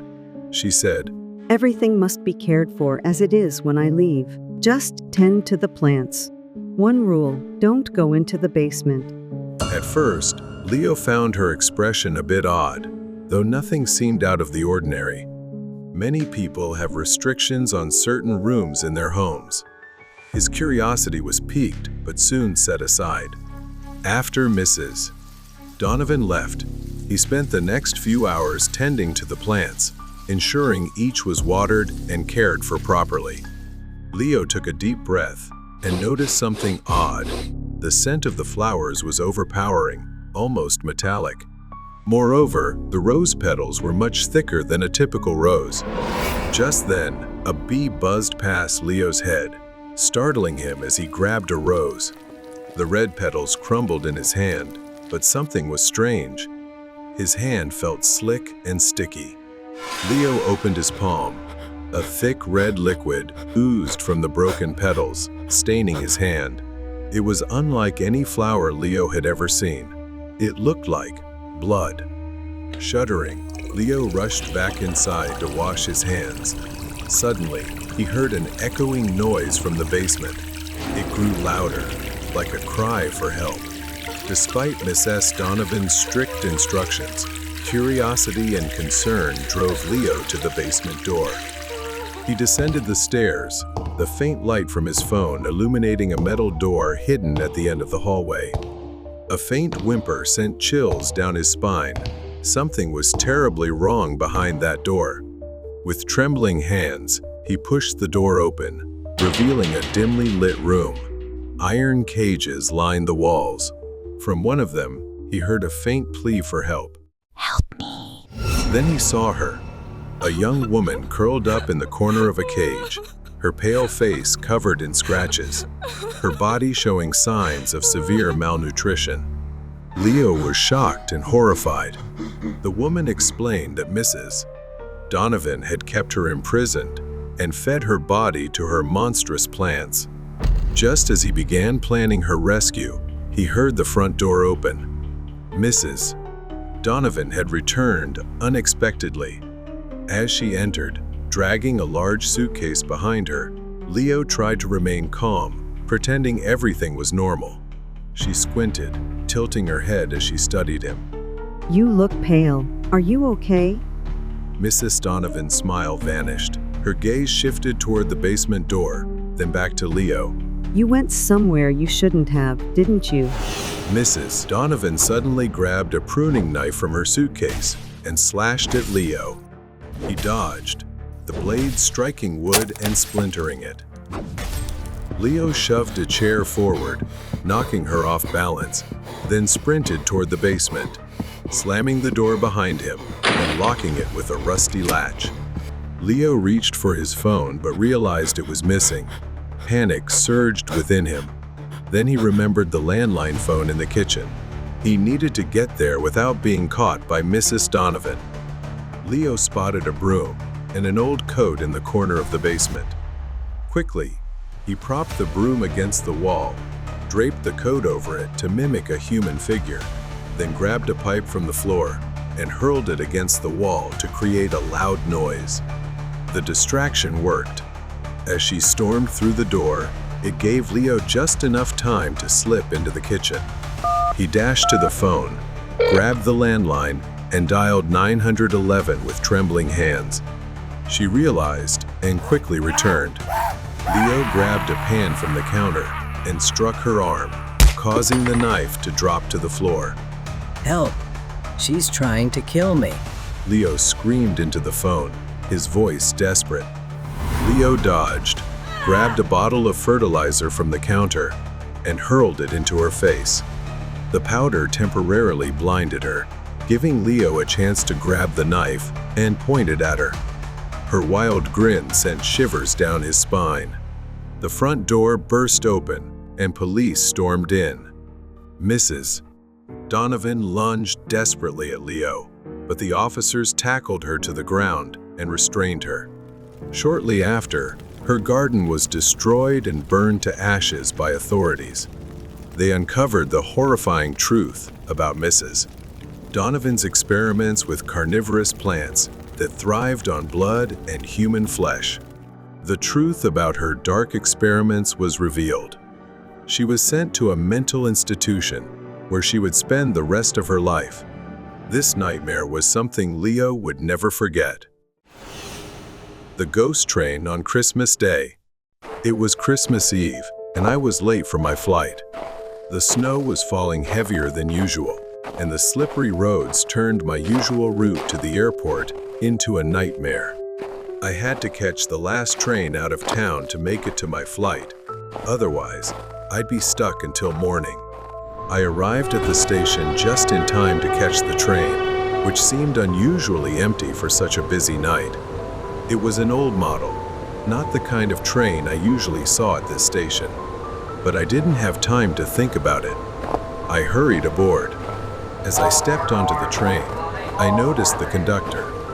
He wasn't the usual friendly face I was accustomed to on my daily commutes. This man was older, gaunt, with tired eyes that made me uneasy. His uniform was dark and worn, as though it hadn't been cleaned in years. The inside of the train was just as strange, filled with the scent of old wood and something faintly musty lingering in the air. The train car was nearly empty, save for a few scattered passengers, but the atmosphere was tense, as if something wasn't quite right. I sat by the window, watching the snow fall heavier, blanketing everything outside. The train began to move, and I felt it sway slightly as it picked up speed out of the city. Then I heard the sound of a child crying, just a faint sob. At first, I thought I imagined it, but then it echoed faintly again, as if coming from somewhere near the back of the train. I tried to ignore it, but it echoed in my mind. I began to feel increasingly uneasy, glancing around again, but no one else seemed to notice the sound, which only made it worse. Then I saw him, the conductor. I asked him if he heard it. He said, "Not all passengers on this train want to be here, but they cannot leave." To my bewilderment, he walked away immediately. I steadied myself and turned to ask him about what he had just said. But strangely, He was no longer there. I stood up and walked toward the back of the train. My footsteps echoed in the silence. When I reached the next car, I froze in place.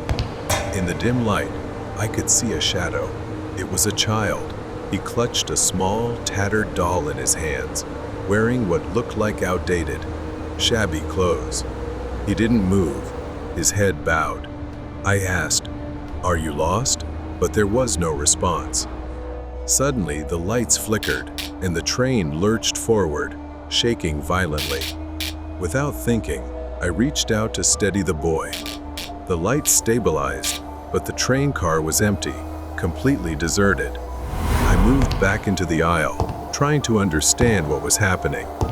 The other passengers remained still, staring straight ahead, oblivious to the madness unfolding around them.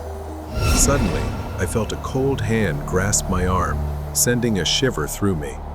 The train shook violently again, and the temperature plummeted. I could see my breath in the air. The train screeched to a sudden halt, and I stumbled, trying to steady myself. The passengers were gone. The train was empty, except for the boy, standing with his back to me. He didn't move, just stood there with his head slightly tilted, as if waiting for me to do something. The doll in the boy's hand fell to the floor. I slowly approached him, bending instinctively to pick it up. When I looked up, my breath caught in my throat. The boy turned, and his eyes were voids of pitch-black emptiness, locking onto mine. His voice echoed coldly in the air. "They left me." I panicked, never having seen anything like this before. Before I could react, the sound of crying turned into an ear-piercing scream, deafening and spine-chilling. I lost my balance and fell backward in fear, my vision spinning as the boy stood still, seemingly unaffected. The train doors suddenly slid open.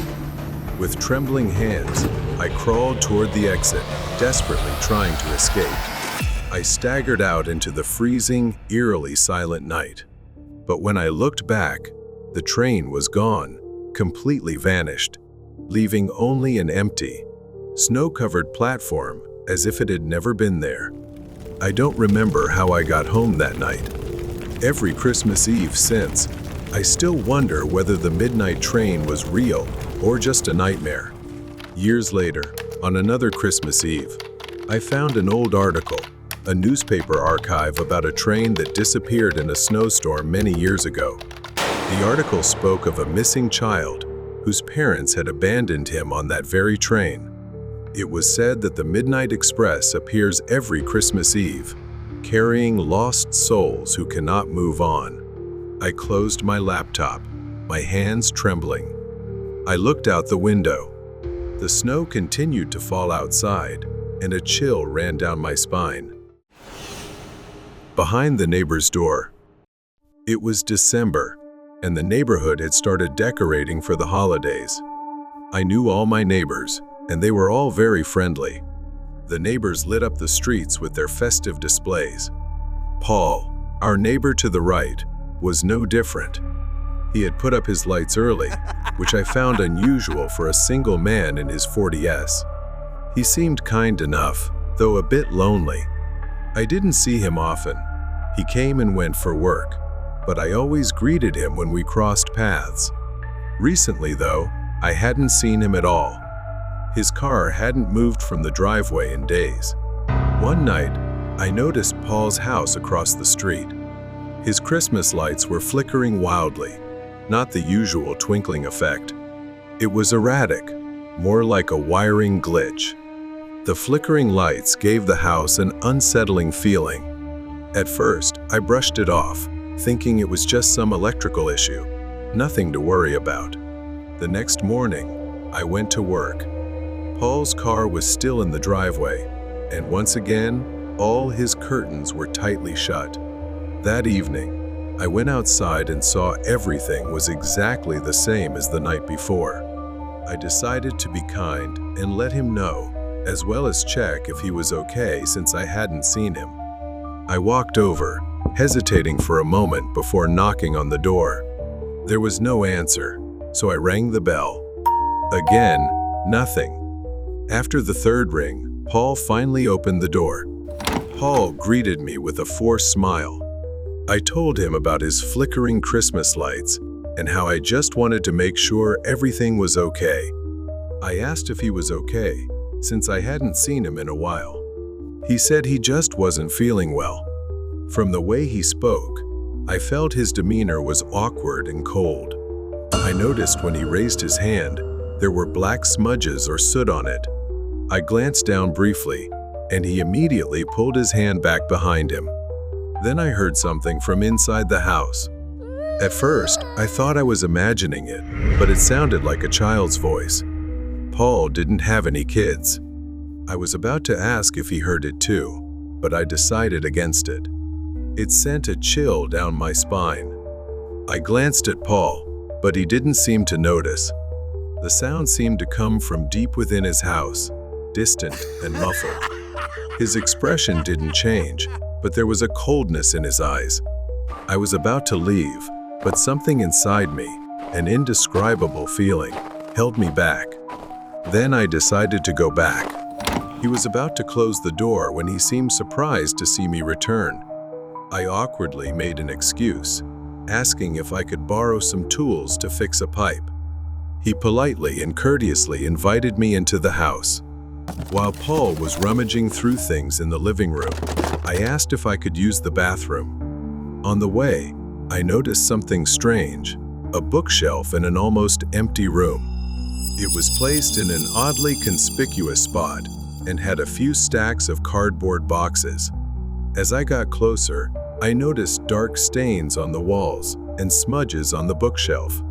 They looked strange. Drawn by the oddity, I tried to take a closer look. Is it making a knocking sound? I thought I heard something and slowly moved closer to investigate. It sounded almost like something or someone was moving behind the bookshelf. Just as I reached out to touch it, Paul suddenly appeared in the doorway, asking, "What are you doing?" I quickly lied, saying I was just admiring some of the books. Glancing at the bookshelf, I smiled and asked, "Do you enjoy detective and mystery stories too? Let's talk about them." But he gave a forced smile and nodded. "Sure. Now can you leave?" Seeing this, I decided to leave. After leaving, my mind was filled with questions. Why was Paul acting so strange? Why did that room feel so unsettling?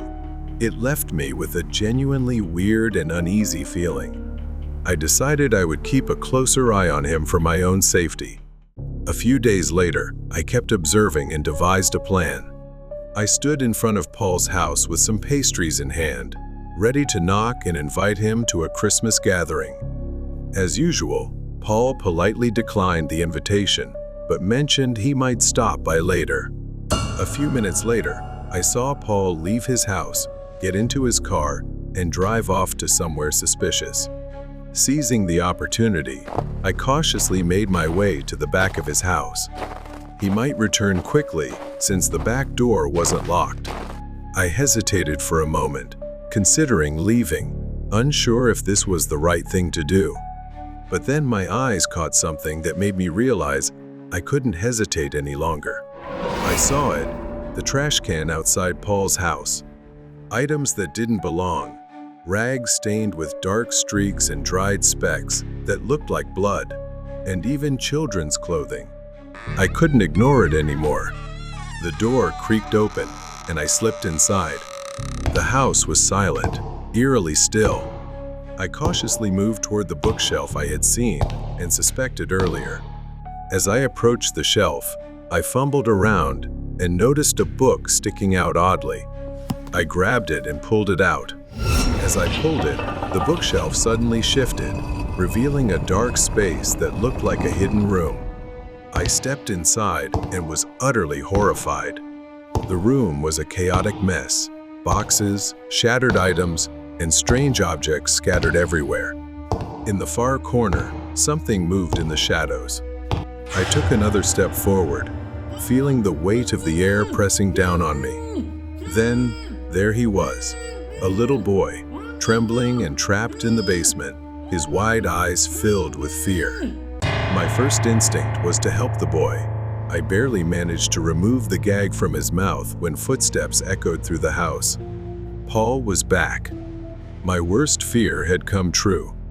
I quickly crouched down and whispered urgently to the boy, telling him to stay quiet as I guided him to hide.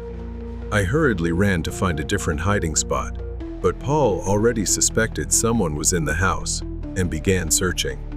He discovered me when I carelessly let part of my shirt show. He stomped on my shirt and said, "You shouldn't have come here." Before I could react, Paul grabbed a nearby baseball bat and began swinging it forcefully at me.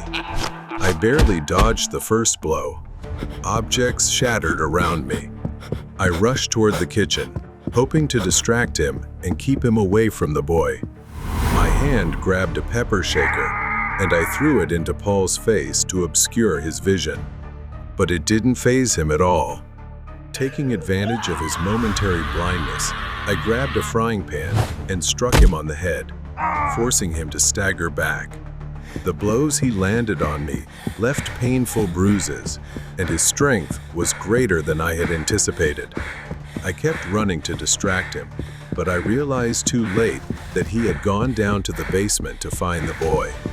I called the police and ran down, throwing objects to distract him.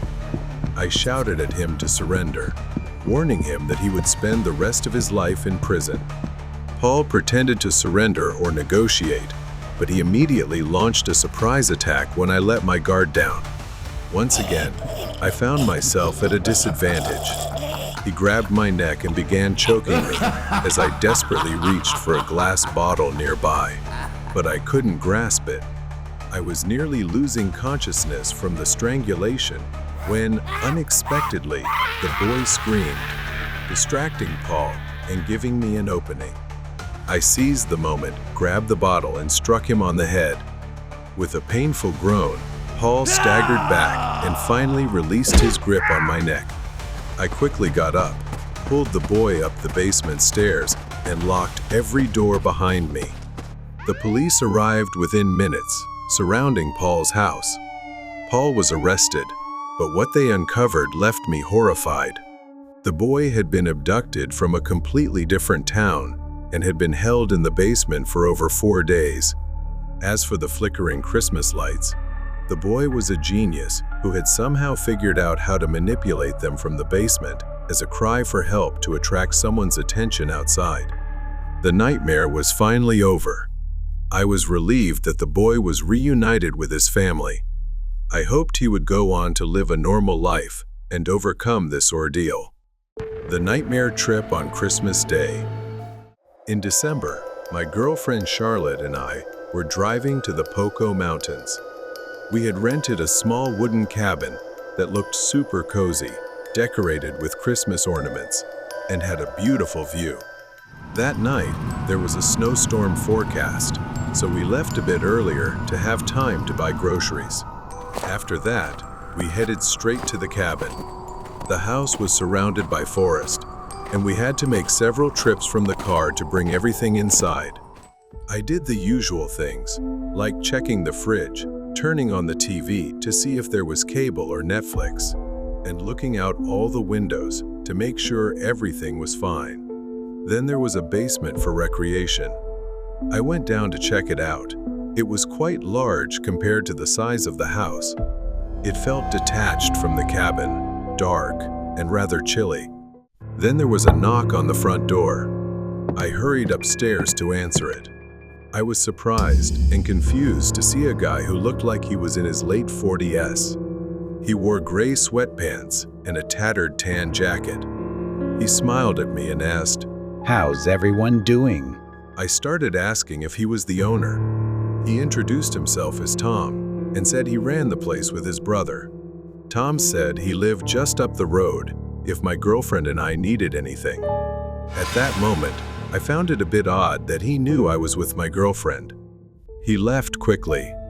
We continued watching a Christmas movie and enjoying the quiet, but an uneasy feeling started to creep in. When I went to shower, I was startled as the water suddenly turned ice cold. I quickly got out and texted Mike, the cabin owner, asking if there was an issue with the water heater. Mike replied a while later, saying he'd send someone to check it the next day. Around midnight, we woke up to loud banging on the front door. Charlotte shook me awake, terrified. I said I'd check to see who it was, but she was terrified, begging me to stay in the room and keep quiet. The knocking continued, growing louder and more persistent, before suddenly stopping. We sat upright in silence for a few minutes, whispering to each other. I went to lock the bedroom door to feel safer. After a while of staying alert, we eventually fell asleep. The next morning, there was a lot of snow outside, and it was a cloudy, gloomy day. I stepped out to clear the snow off my car. While doing so, I noticed fresh footprints in the snow. They circled around the house. I heard footsteps approaching, and I saw Tom suddenly appear. He said, "Is everything okay?" I started telling him about what we had experienced the previous day. He even laughed at me, saying I was being paranoid, and assured me he would help check the water heater, which we had complained about earlier. Tom offered to check the water heater. Reluctantly, I agreed to follow him to the basement. At that moment, I texted Mike that Tom was here and helping me check the water heater, but Mike hadn't replied yet. Once in the basement, Tom said he needed to grab some tools from the house next door.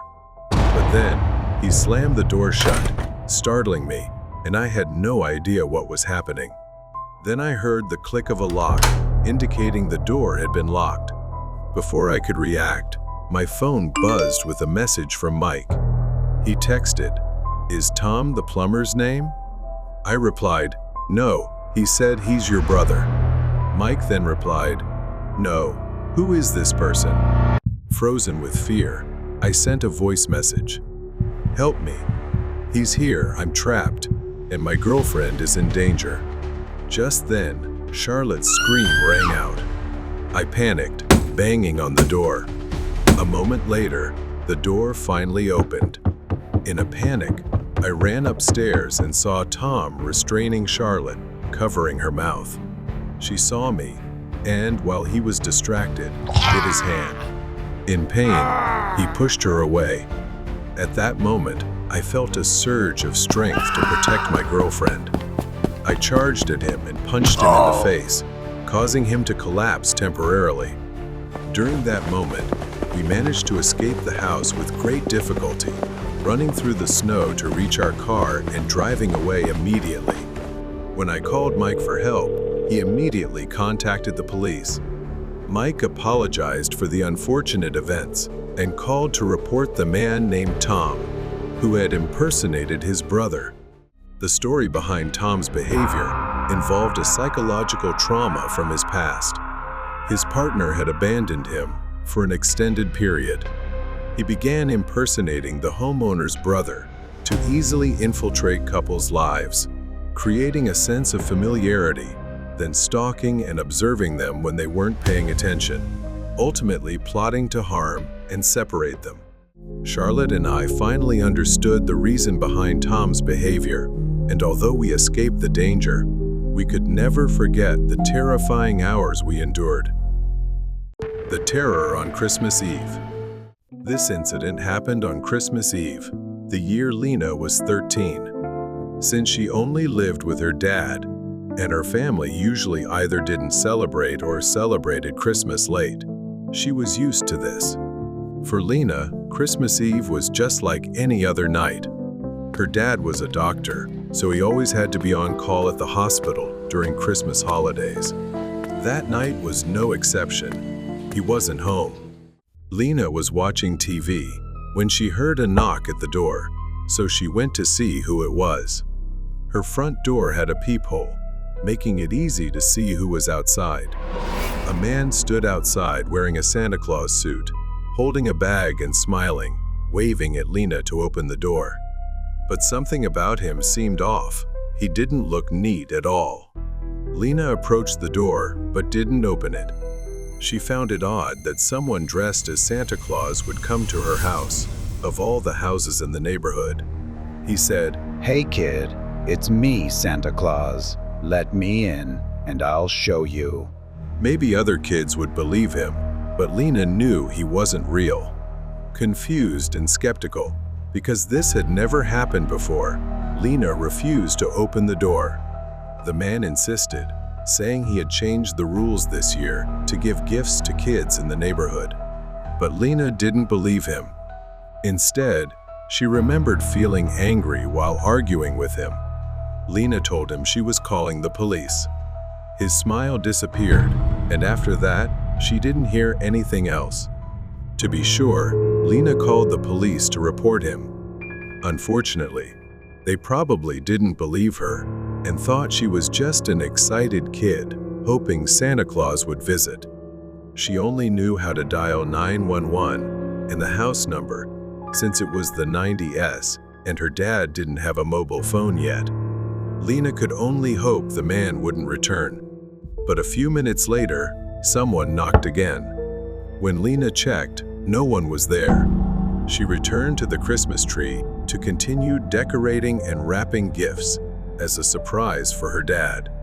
Lena turned on the TV to watch Christmas specials, which made her feel less lonely. Suddenly, the power went out, leaving the house in darkness. Lena jumped in fright. Now, the only light in the house came from the battery-operated Christmas tree. Then she heard the back door creak open. From the doorway emerged a dark silhouette, slowly advancing. It was the figure of a man. Lena grabbed a flashlight from a nearby drawer and shone it towards the figure. The face revealed was his, the man from earlier, leaning close to her with a sinister grin. "Here's your surprise gift, little one," he sneered. Lena screamed and ran toward the back door, but she couldn't outrun him. He grabbed her hand and yanked her back. Lena sobbed and screamed, begging for mercy, but he showed no remorse. He taped her mouth shut and began tying her up with rope. As her vision blurred, he stuffed her into a large sack he had brought with him and hoisted it over his shoulder. Lena's next-door neighbor, who was walking his dog, happened to see the man. His actions seemed suspicious. The neighbor remembered that Lena lived alone with her father, who was often away, and her father had occasionally asked him to check on her. He cautiously approached with his dog and asked, "What are you doing out here at this hour? Is everything okay?" The man, startled, quickly forced a smile and replied, "Oh, I'm just preparing a surprise for the kids in the neighborhood." The man hurriedly hid the sack behind his back, stepping away as his eyes darted around. His strange behavior only heightened the neighbor's suspicions. His dog kept barking, as if trying to warn him of something. It was a smart dog, good at sensing trouble. The neighbor noticed the sack behind the man seemed to be moving slightly. Sensing the man was odd, the neighbor remained cautious. He apologized for bothering him and pretended to head back toward his house. He then heard a faint sound resembling crying and immediately knew something was wrong. Without thinking, he rushed toward the man and shoved him hard, causing him to fall onto the grass. The sack fell, and Lena tumbled out onto the grass, her eyes wide with terror. The man tried to flee, but the neighbor quickly pinned him to the ground and held him there until the police arrived. The man remained on the ground, handcuffed and arrested. Lena was safely escorted back home by her neighbor. Her father returned home immediately after hearing the news. That night, Lena learned the true meaning of fear. She hugged her father tightly, knowing she was lucky to have survived a terrifying Christmas Eve.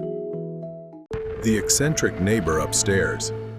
I grew up in a small suburban area, living in a quiet apartment on the second floor, right next to the stairs leading up to the third floor. There was one thing that always bothered me, the man who lived upstairs, almost as if he was the only one there. Mr. Huns was a middle-aged man who never spoke to anyone in the building. The kids in the building avoided him. Every morning, Mr. Hans would walk down to the sidewalk in front of his apartment and, with an odd, meticulous habit, water the grass. Only the grass.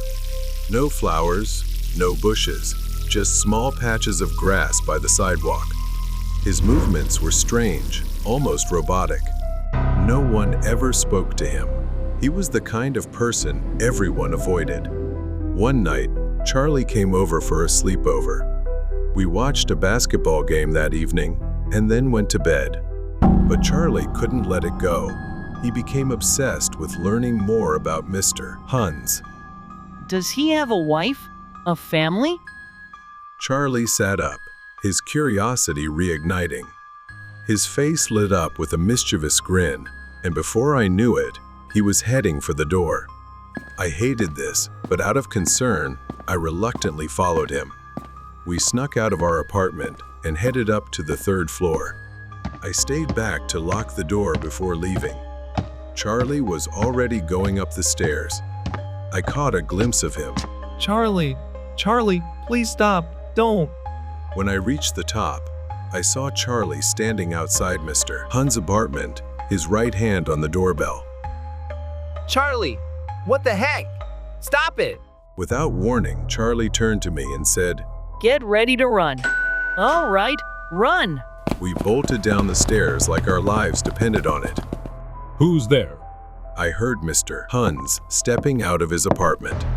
Then the door slammed shut behind us, and we could hear his footsteps coming closer and closer. We gasped for breath, panicking as we ran down the hallway.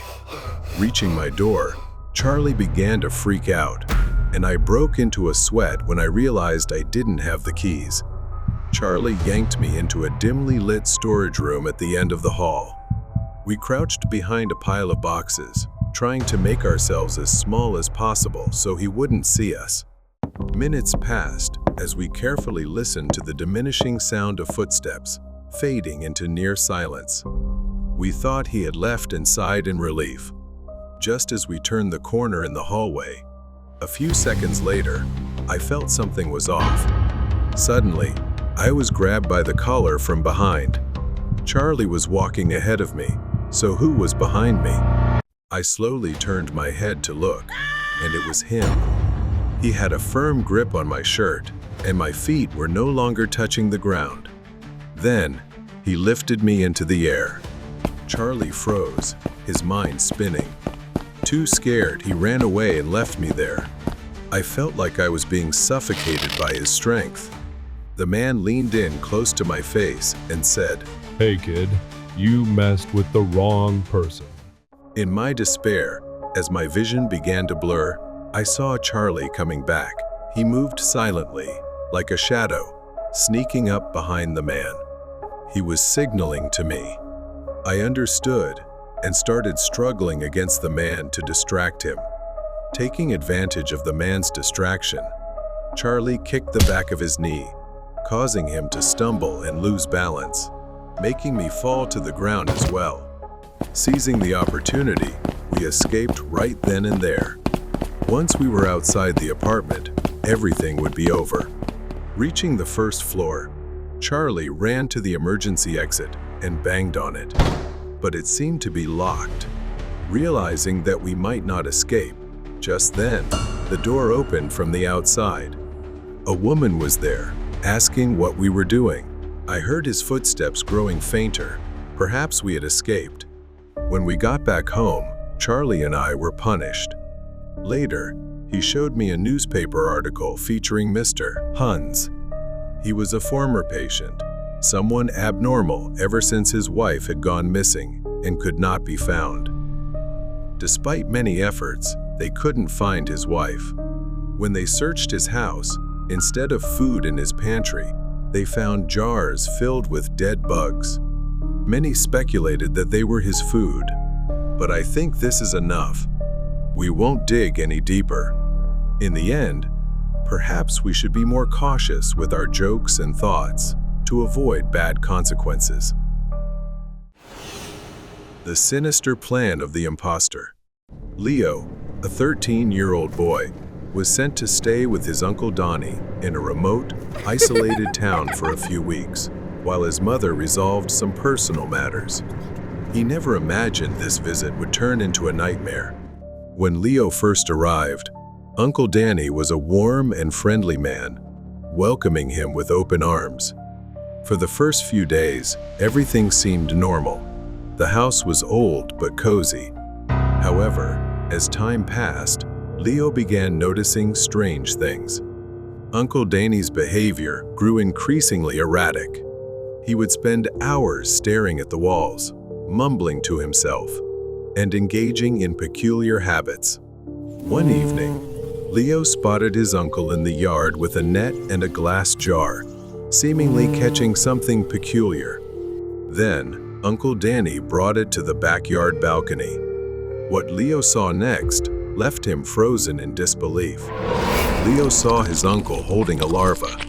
To his horror, Uncle Danny calmly placed it into his mouth, swallowing it without any sign of disgust. Leo tried to dismiss it, thinking it was just an eccentricity, but the strangeness grew.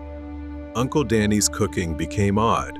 Once delicious meals now looked disturbing, sometimes containing unrecognizable ingredients. One night, Leo started suspecting something far worse was happening. He called his mother, explaining what he had witnessed, but she didn't believe him at first. He needed evidence. Leo's unease grew as Uncle Danny became increasingly distant and frightening. At night, Leo began hearing strange noises coming from his uncle's room. Uncle Danny even avoided eye contact, something he never did before. His smiles became forced and unsettling. One afternoon, Leo snuck into the kitchen to take pictures and videos of his uncle, preparing another strange meal. The photo shocked him. From this angle, his uncle looked unrecognizable, his features distorted. Terrified, Leo sent the photo to his mother. Her initial skepticism turned into horror. She called him back. "Leo, you need to stay calm. Just wait there. I'll come get you," she reassured him, though Leo could hear the anxiety in her voice. As time passed, Leo began to feel an overwhelming pressure. He couldn't just wait. He had to do something before it was too late. He remembered his mother mentioning Uncle Danny's insomnia. Recalling the bottle of sleeping pills in the bathroom, Leo quietly took it and slipped it into his pocket as he tiptoed into the kitchen. Uncle Danny was there, his back turned to Leo as he prepared something with a foul, frightening smell. Leo quickly crushed the pills and mixed them into the food. That night, Uncle Danny ate the food without suspicion, but he quickly fell into a deep sleep. Leo sat in his room, waiting. The storm outside raged on, and the world beyond seemed to be closing in on him. His mother called again, telling him that a light snowstorm was sweeping through the area, but she would try to get there as soon as possible. Time was running out. Hours passed. Leo couldn't take it anymore. He had to ensure his mother would arrive. He went downstairs, and that's when he saw him again. Uncle Donnie approached Leo in a frightening manner, but Leo smiled, acting as though nothing was wrong. Leo told him his mother was coming to visit, and that she said she was very hungry. He asked if Uncle Danny could help him prepare a meal for her. Leo breathed a sigh of relief when his uncle froze for a moment before smiling and agreeing. It felt like a narrow escape. Leo needed to come up with more ways to stall for time until his mother arrived. The upcoming moments would be a living nightmare. After a while, Uncle Danny went to the back of the house, while the snow outside continued to fall heavily. The ticking of the old clock seemed louder in the silence. Suddenly, the doorbell rang. It was a man standing on the doorstep, his face pale and cold. He introduced himself as being from the town hospital, saying that Uncle Danny hadn't shown up for his volunteer shifts in days and hadn't been heard from. Leo didn't know how to respond, unsure if his suspicions were correct. so he simply said Uncle Danny was out. The man left, but Leo's unease continued to grow. Later, while Uncle Danny was away, Leo didn't know what to do, so he began exploring the house and discovered secrets in the basement. When he opened the basement door, the room was cluttered with old boxes and furniture. He found jars filled with strange, wriggling creatures, along with the rancid stench of rotting food. Among the mess, Leo found an old photo of two people, a woman and a man. The man looked strikingly like Uncle Danny, only older and slightly different. The snowstorm worsened. The lights flickered, and eventually, the house was plunged into darkness. Leo used the dim glow of his phone flashlight and slowly crept up the stairs. He wandered toward the living room aimlessly. Then suddenly, a creaking sound came from somewhere in the house. In the living room, through the faint light streaming in from outside, Leo saw a figure sitting on a chair, facing the wall. It was a familiar silhouette. The silence in the room was stifling. Without warning, Uncle Danny suddenly turned around, his wild, vacant eyes glaring at Leo. "You think I didn't know, Leo?" Leo froze, fear washing over him. His heart pounded as if it wanted to escape his chest. He swallowed hard, trying to stay calm, but his hands began trembling. Donnie took a step closer, leaning in, his voice low and tense. "You ate the cake in my fridge, didn't you?" Leo froze, his eyes wide, muttering a vague apology and offering an excuse to deflect suspicion. In truth, he didn't even know the cake existed. Moments later, the lights came back on, and Leo tried to think of a way to stall until his mother arrived. In his anxiety, he recalled Uncle Danny once mentioning a small cellar under the kitchen where he kept special items. He asked his uncle to retrieve an item for him, claiming he was afraid of the dark and confined spaces. Donnie paused, staring at Leo with a puzzled expression. "All right, Leo," he said, his voice slow, as though contemplating something. Then he uttered a chilling sentence. "One last time, I'll indulge you." Danny bent down, yanking the cellar door open. The hinges screeched loudly in the eerie silence as he squinted into the darkness below. The cellar was pitch black, and a musty odor wafted out, forcing Leo to step back to steady himself. As Danny was halfway into the cellar, Leo suddenly heard him let out a cold, menacing chuckle. Then he stopped, looked up at Leo and said, "You know, Leo, there's so much more to discover down here. Would you like to come in?" Leo shuddered, fear rising in his throat. But he managed to keep his composure and immediately declined. Donnie laughed loudly, then continued descending into the cellar. Once he was completely out of sight, Leo realized he had only one chance. But at that moment, Donnie suddenly looked up, his eyes gleaming like a predator spotting prey, shouting to ask what Leo was doing. Leo didn't answer, quickly stepping forward, grabbing the cellar door and slamming it shut with all his strength. Donnie roared from below, his screams a mix of rage and panic.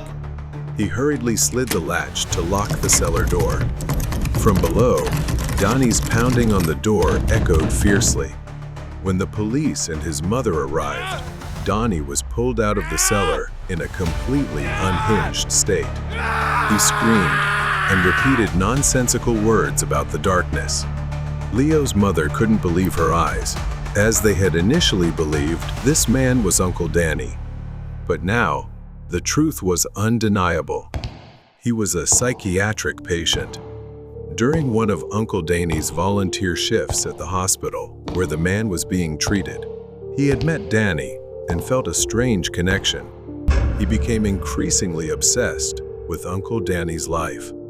When Danny mentioned Leo's upcoming visit, he decided it would be fun to experience that life, taking Danny's place. His mother held him tightly after everything they had just learned. It was over, but the pain of the loss and the truth about his late uncle would haunt Leo in sleepless nights to come. The Haunting of Invisible Ghosts. His name was Henry, and he always enjoyed taking late-night walks. There was something about the stillness that made everything feel simpler. It had been this way for years, a nightly routine for him and his dog, Boss. Henry had been a welder for over 40 years. Now, he was living alone on this large farm. The house, too big for just one person, had felt empty ever since Maria, his wife, passed away. Henry's children had moved out long ago, and after cancer took his wife's life, it was just Henry, left alone with the memories. Tonight, after a long day, Henry decided to take a walk. The cool night air was refreshing, and his dog Boss trotted beside him, his nose sniffing the ground as if searching for something. As Henry made the loop around the house, something caught his eye, a flicker of movement in the second-story window. The bedroom window, the one that belonged to Maria. Henry stopped.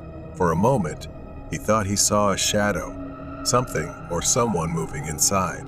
Henry's heart raced, not believing his eyes.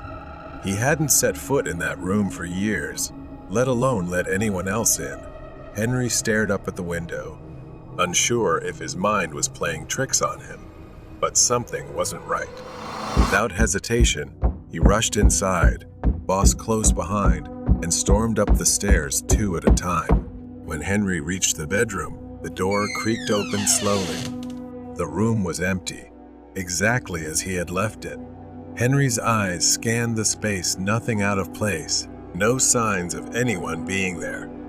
Henry felt foolish for overreacting, but that unease, that creeping sensation, stayed with him. Something had been there, Henry was sure of it. The next night, Boss's low growl woke Henry from a deep sleep. He sat up, listening, straining to hear over the pounding in his ears. That's when he heard the creaking of floorboards. Henry's first instinct was to grab his rifle, and he moved into the hallway, raising the gun. A dark figure stood at the end of the hall. A woman, her face obscured by shadows, her hand stretched toward him, fingers unnaturally long. Another night passed. Henry came downstairs early in the morning, only to find the kitchen lights on. He remembered turning them off. Henry grew tense and started calling the police. They searched the entire house, even bringing in the K-9 unit, but nothing turned up. Henry could see it in their eyes. They didn't believe him, but he knew something was wrong. That was the last straw. The next night, Henry went back upstairs. He didn't know what compelled him to return, but when he opened the door, the sight nearly stopped his heart. Maria's clothes, which Henry had packed away after she died, were scattered across the floor. It was as if someone had pulled them out. Panic rose in his throat. Henry staggered back, and that's when he saw her. A figure stood in the doorway. A woman, but it wasn't Maria. Henry couldn't make out her face, but she was shorter, thinner, someone he didn't recognize, and her presence filled him with dread. Before he could react, she ran, disappearing down the stairs and into the night. Henry chased her to the front yard, but she was gone by the time he made it outside. Bosley and Henry searched the property, but there was no trace of her. Henry didn't sleep that night. In fact, he hadn't slept in days. Every creak of the floor, every gust of wind outside it all felt like her, lurking, waiting to return. Henry kept his rifle close, afraid he might actually have to use it. A few weeks later, it happened again. Henry was sitting in the living room, trying to distract himself with the television when he saw her. She was standing in the yard, staring at Henry through the window, just a shadow, silhouetted by the moonlight. Henry grabbed his rifle, his hands trembling, and ran outside, firing warning shots into the air. She turned and ran into the darkness, disappearing once again. The shots had probably scared her off for now, but deep down, he knew this wasn't over. The next day, after Henry had been out for errands and returned home late, he didn't see Boss greet him. He searched every corner of the house, but everything felt empty. But Henry still had one last room to check Maria's room. He stumbled into the bedroom, the door creaking open. Maria's clothes were no longer scattered across the floor. They were neatly hung. But what Henry dreaded had come to pass. The woman was still there, sitting on the bed, staring at him. Her eyes gleamed, and she smiled a cold, twisted smile. She whispered that she had been waiting for him. Henry froze, shocked. He couldn't believe what he was hearing. That voice, it was Maria's. But something was wrong. It was cold, hollow. Before Henry could react, her face shifted from an indistinct blur to something grotesque, her skin melting into a monstrous form. The skin peeled away, revealing rotting flesh underneath. Her eyes sank into her skull, her mouth gaping in a horrifying grimace. Henry screamed and raised his rifle, but it was too late. She lunged at him, and as darkness engulfed him, her fingers seemed to scratch and penetrate his chest. The haunting of invisible ghosts.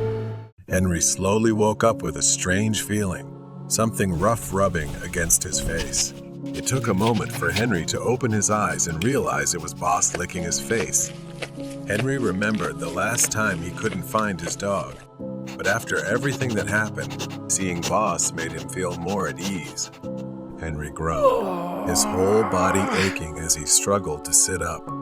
Everything felt too stiff, the joints rigid, and the muscles dull with pain, as if she had actually lunged at him, clawing and piercing into his flesh. Boss whimpered softly, his gaze fixed on the bedroom door.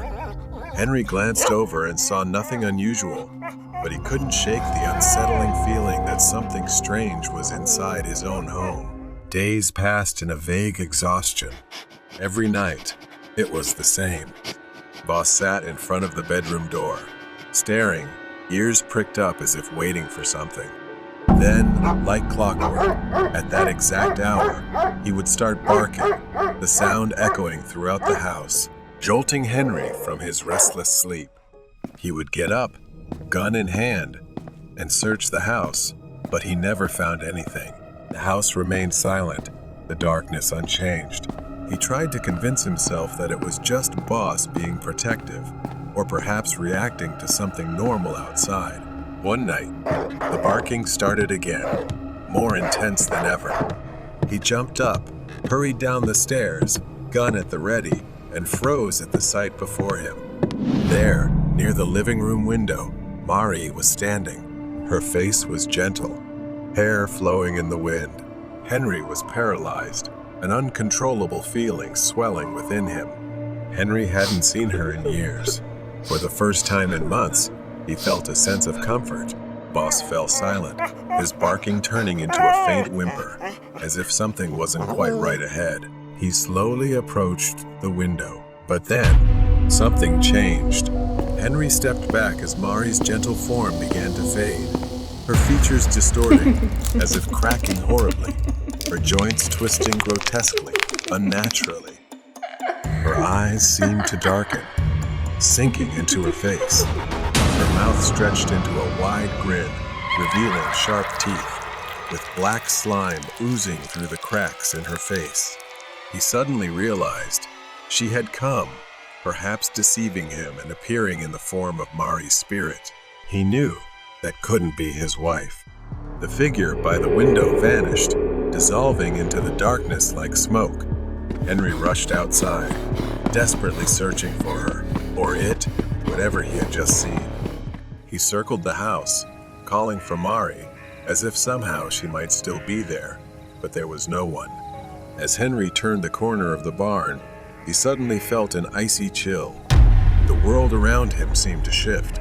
The night grew unnaturally dark. It felt like the darkness was swallowing the farm. He heard a whisper, soft and mocking. Henry. It was her voice, but distorted and broken, drawing him toward the barn. Henry pushed open the barn door, and there she was again, Mari standing motionless. The whispers grew louder around him. Come home, Henry. It's time. The voice echoed from every direction. The darkness closed in, pulling him to his knees as if hypnotized to obey. Her form began to twist again, skin peeling away, revealing a skeletal grin beneath. The barn door slammed shut behind Henry with a piercing noise, swallowing the faint light of the moon. The air filled with voices chanting Henry's name, full of malice. He stumbled back, desperate to escape, but the ground beneath him gave way, sending him plunging into a deep, cold pit. He landed hard on a damp surface. Henry reeled from the overwhelming stench of decay, and as he looked around, rotting corpses, with sunken eyes, stared back at him. He tried to climb out, but the walls of the pit were slick. The bodies began to move, their skeletal hands reaching out, grabbing Henry's legs, pulling him down. A grotesque figure emerged from the darkness above. It was her again, a monstrous version of Mari. Limbs elongated, her smile impossibly wide, filled with jagged, blackened teeth. Henry, it's time to join us, she said. Then suddenly, Henry found himself in Mari's old room. The figure leaned closer, its icy breath brushing against his skin. You can't escape, Henry. He felt an unnatural pressure tightening around his neck, and he couldn't move. As his vision darkened, it was slowly taking control of him. The first light of dawn crept over the farm. The house lay still and cold, its windows dark and empty. Boss lingered on the porch, his mournful howl echoing across the silent fields. No one knew what really happened. Henry was gone, or perhaps he was still there, but no longer himself. The neighbor's dark secret. I often have insomnia, so I often choose to stand at the balcony door, looking out at the quiet neighborhood. I live in a really isolated neighborhood. The houses around here are not right next to each other, although I do have a neighbor who has a fence that I can see over if I stand on the balcony. I'm not being nosy or anything, but that night, I was looking into his yard. I've never met him because that neighbor just moved in, but I assume he lives alone because there's only one black truck parked in his yard. Today, I continued to go to the balcony and look at his yard. The truck had been missing for a week. I played the game of observing the truck at night and theorizing about its purpose, even though that was none of my business. Suddenly, one day, I saw him. My neighbor walked out of the house, dragging something. It looks like it's a long, black bag. It looked quite heavy, and it took him a lot of strength to pull it. On the ground, there is a leak of something that looks thick. He struggled to lift it, then pulled it toward the truck, sliding the side door open. He stuffed the bag into the trunk before driving away, then glanced around as if checking to make sure no one was watching. I stood there, my mind spinning. I couldn't ignore it anymore. So I called the police. They arrived quickly and checked around his property. I stayed, watching from the window as they spoke to him, but then his demeanor was completely different. He led the police to one of his bags, opened it, and inside was meat. He started pointing at his dog, which barked eagerly as he lifted it, filled with excitement. The screams, he claimed, were just him rehearsing a scene from his favorite TV show, and he did it every night. The police found nothing else. To protect my identity, the police came inside and spoke privately about me calling them. They warned me. They said if I continued calling without evidence, I could be charged with privacy violation and harassment. When they left, my neighbor came over, placing a hand on my shoulder. With a friendly smile, he said, "Let's not let little misunderstandings get out of hand, all right?" It felt like a warning. I told myself I was overreacting. Maybe he really was just an odd guy, with strange habits. Every night, I hear faint, muffled, haunting screams. I tell myself it's just him rehearsing, as he said. Then one evening, he showed up at my door holding a cake. He told me it was his birthday and gave me the cake to clear up any unnecessary misunderstandings between us. Was he smiling? I wasn't sure if it was my mind playing tricks, but I felt like he was giving a sinister smile behind my back, waiting for something. As I closed the door, a wave of fear came over me. I took the cake into the kitchen. I placed the cake on the table, not daring to eat it, and just stared at it for a while. I considered eating it, dismissing my paranoia, and slowly brought it to my mouth. But then, something like an instinct told me not to. I put it down, reminding myself to stay alert. Thinking of him preparing it, watching me, knowing I'd eat it. It was truly horrifying. I grabbed the cake, took it to the trash bin behind the house, and threw it away. I didn't care if I was being unreasonable. I'd rather be safe than sorry. Early the next morning, when I went out to take out the trash behind the house, something caught my eye. There, beside the trash bin, was a small mouse, dead. Its tiny body lay still, right next to where I had thrown the cake the night before. A thin trail of cake crumbs led from the cake to the mouse. The mouse had eaten the cake and died. His depravity was beyond imagining. The cake was not a gift, it was a warning. From that moment, I started watching. Every sound, every strange occurrence, every word from my neighbor. Now I knew he wasn't just a harmless eccentric. He was hiding something dark. Everything started again when I walked past my neighbor's house. My steps slowed as I glanced at his front door, catching sight of a hand pressed against the glass, moving frantically. The glass was old and foggy. I saw someone inside, exhaling and writing help on the dust-covered window. For a second, I turned away, rushing back home. I didn't want to know what was happening behind that door. Back in bed, I couldn't sleep. The image of that pleading face, the desperate scrawl on the window, kept replaying in my mind. The sounds, the black bag, the screams. If I reported this to the police, I knew he'd find a way to cover it up, like he always did.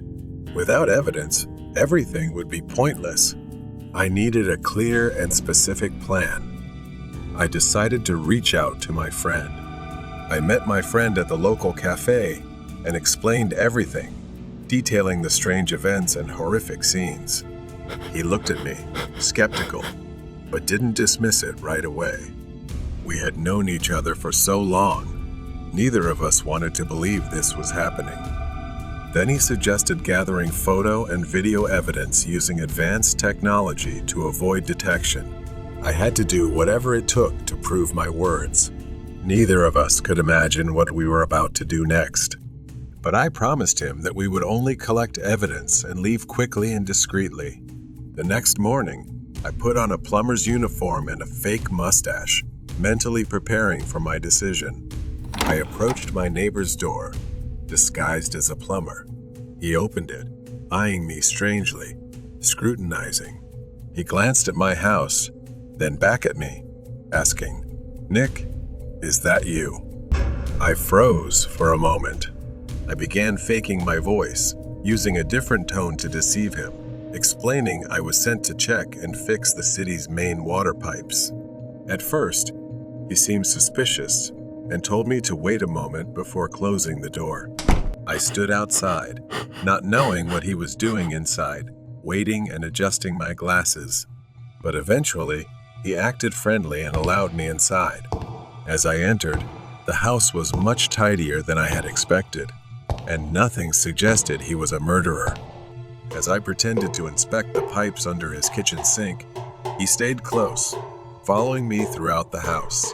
My every move was under his watch. I hadn't anticipated this. His presence was a constant reminder that one wrong move could be my last. I racked my brain for a way to separate myself from him. Then, an idea struck. I asked him to let me check the pipes in the basement, explaining that I needed to inspect the pipes there, adding, "If you come with me, you'll need to be careful. A broken pipe could be very dangerous and make things worse." He hesitated, but finally, he allowed me to go down to the basement alone. I watched his shadow disappear into the darkness. I turned my attention to the house, moving quietly, looking through every corner, hoping to find something out of place. And then I saw it, an edge jutting out along a wall, as if something was being hidden. My fingers brushed along the edge, feeling the rough texture beneath my hand. With a gentle push, the panel creaked open, releasing a foul stench that made me nauseous. I hesitated. Well, would I pro? The smell was nearly unbearable, but curiosity overpowered my fear. I cautiously stepped closer, peering inside. There, in the dim light, I saw a long streak on the floor leading to black bundles that were oozing blood. Then I saw dozens of bodies, skeletal remains intertwined with decomposing corpses. Just as I was about to turn and escape, a cold hand gripped my shoulder. "Hello, my neighbor," a familiar voice whispered in my ear, full of malice. I felt the pressure of his grip tightening, but before I could react, he shoved me forward, standing in front of the door, blocking my only exit. His eyes showed satisfaction. I reached for my phone and pressed the emergency alarm button, just as my friend and I had planned beforehand. He quickly snatched the phone from my hand. Then there was a crackling sound as he crushed it underfoot. I realized I was truly trapped. The police stormed into the house unexpectedly. My friend, true to his word, had taken action when he received my emergency signal.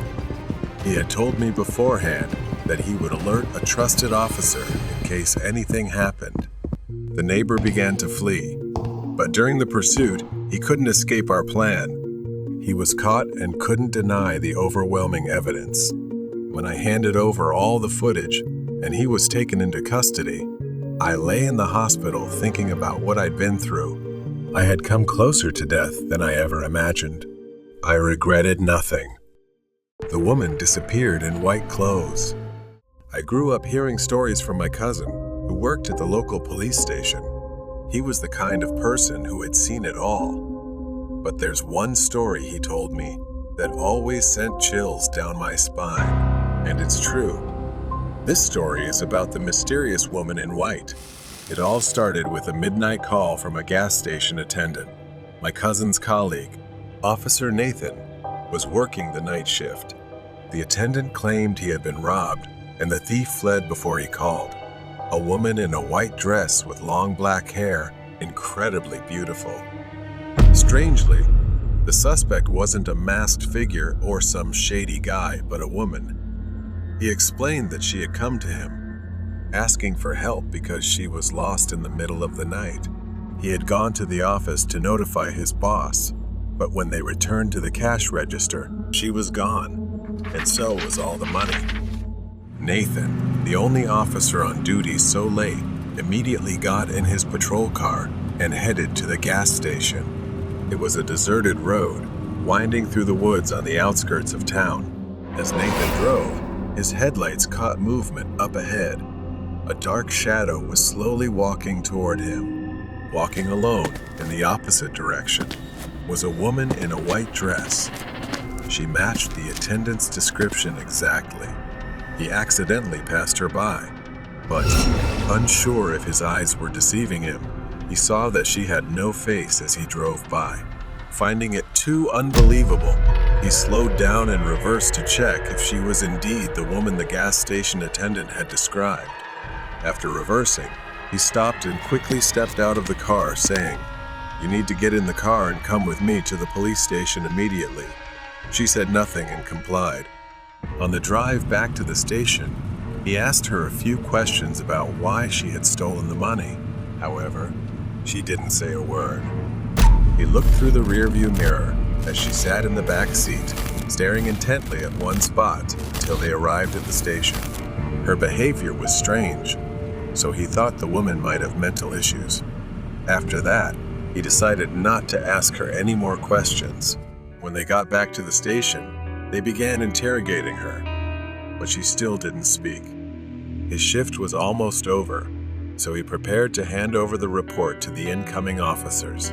Just before he was about to leave, she suddenly started talking. She gestured and spoke, promising to return the money the next day if they let her spend the night in the holding cell at the station. She kept insisting that she had nowhere to go, and the officers were quite confused by what she was saying, unsure of what to do.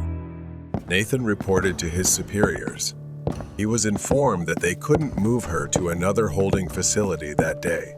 So in the end, they agreed to her request and placed her in the holding cell. Before leaving, Nathan made a final call to the gas station, informing the attendant that they had caught the suspect. The money would be returned the next morning, or so they thought. The next morning, Nathan returned to the station. As he approached the woman's cell, he witnessed a horrifying scene. The cell was empty. The woman they had arrested the night before was gone, except for the crumpled body of a man, her cellmate. His face was shredded with deep scratches, his wide eyes frozen in terror, and his body was pinned to the wall with nails driven into the flesh. Scattered around him were bills, and a few banknotes that hadn't been found the day before were stuffed into his pockets. Worse still, scrawled in blood on the wall beside his body were the words, "I have paid the debt." Nathan frantically searched the area. Even more terrifying was that she had completely vanished. No one heard or saw anything. The cameras? They hadn't captured any footage of her entering or leaving the cell. She had disappeared without a trace. A thorough search was conducted. The surrounding area was combed, and every possible lead was followed. But the woman in white was never found. She simply vanished, like a ghost fading into the darkness.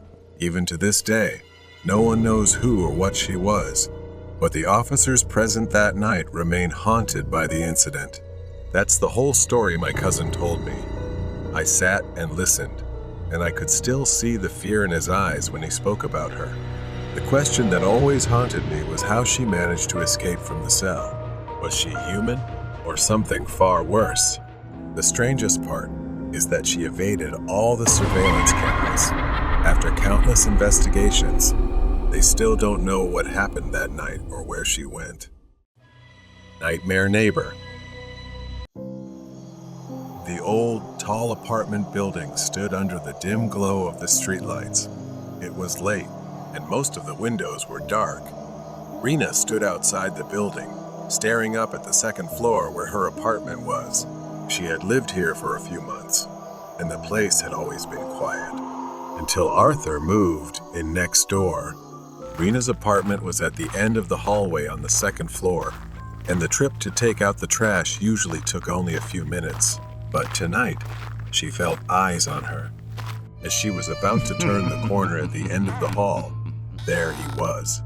Arthur was standing by his door, as if waiting for her. He always found a reason to talk and stand too close to her. She kept her head down, mumbled a quick greeting, and brushed past him toward the stairs. This time, he said nothing. A chill ran down Rena's spine. Something was different tonight, something that made her more uneasy than before. Rena stepped into her apartment and quickly shut the door. She took a moment to calm herself, telling herself she was overreacting. She turned off the lights in the living room, planning to head to bed and watch some TV.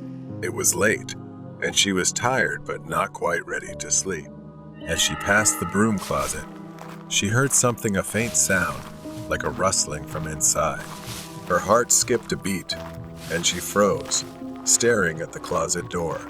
With trembling hands, she reached for the closet handle. She hesitated. Every instinct screamed at her not to open it, but she had to. She couldn't just leave it. She pulled the door open. Arthur was standing there, in her closet. For a split second, time seemed to stop.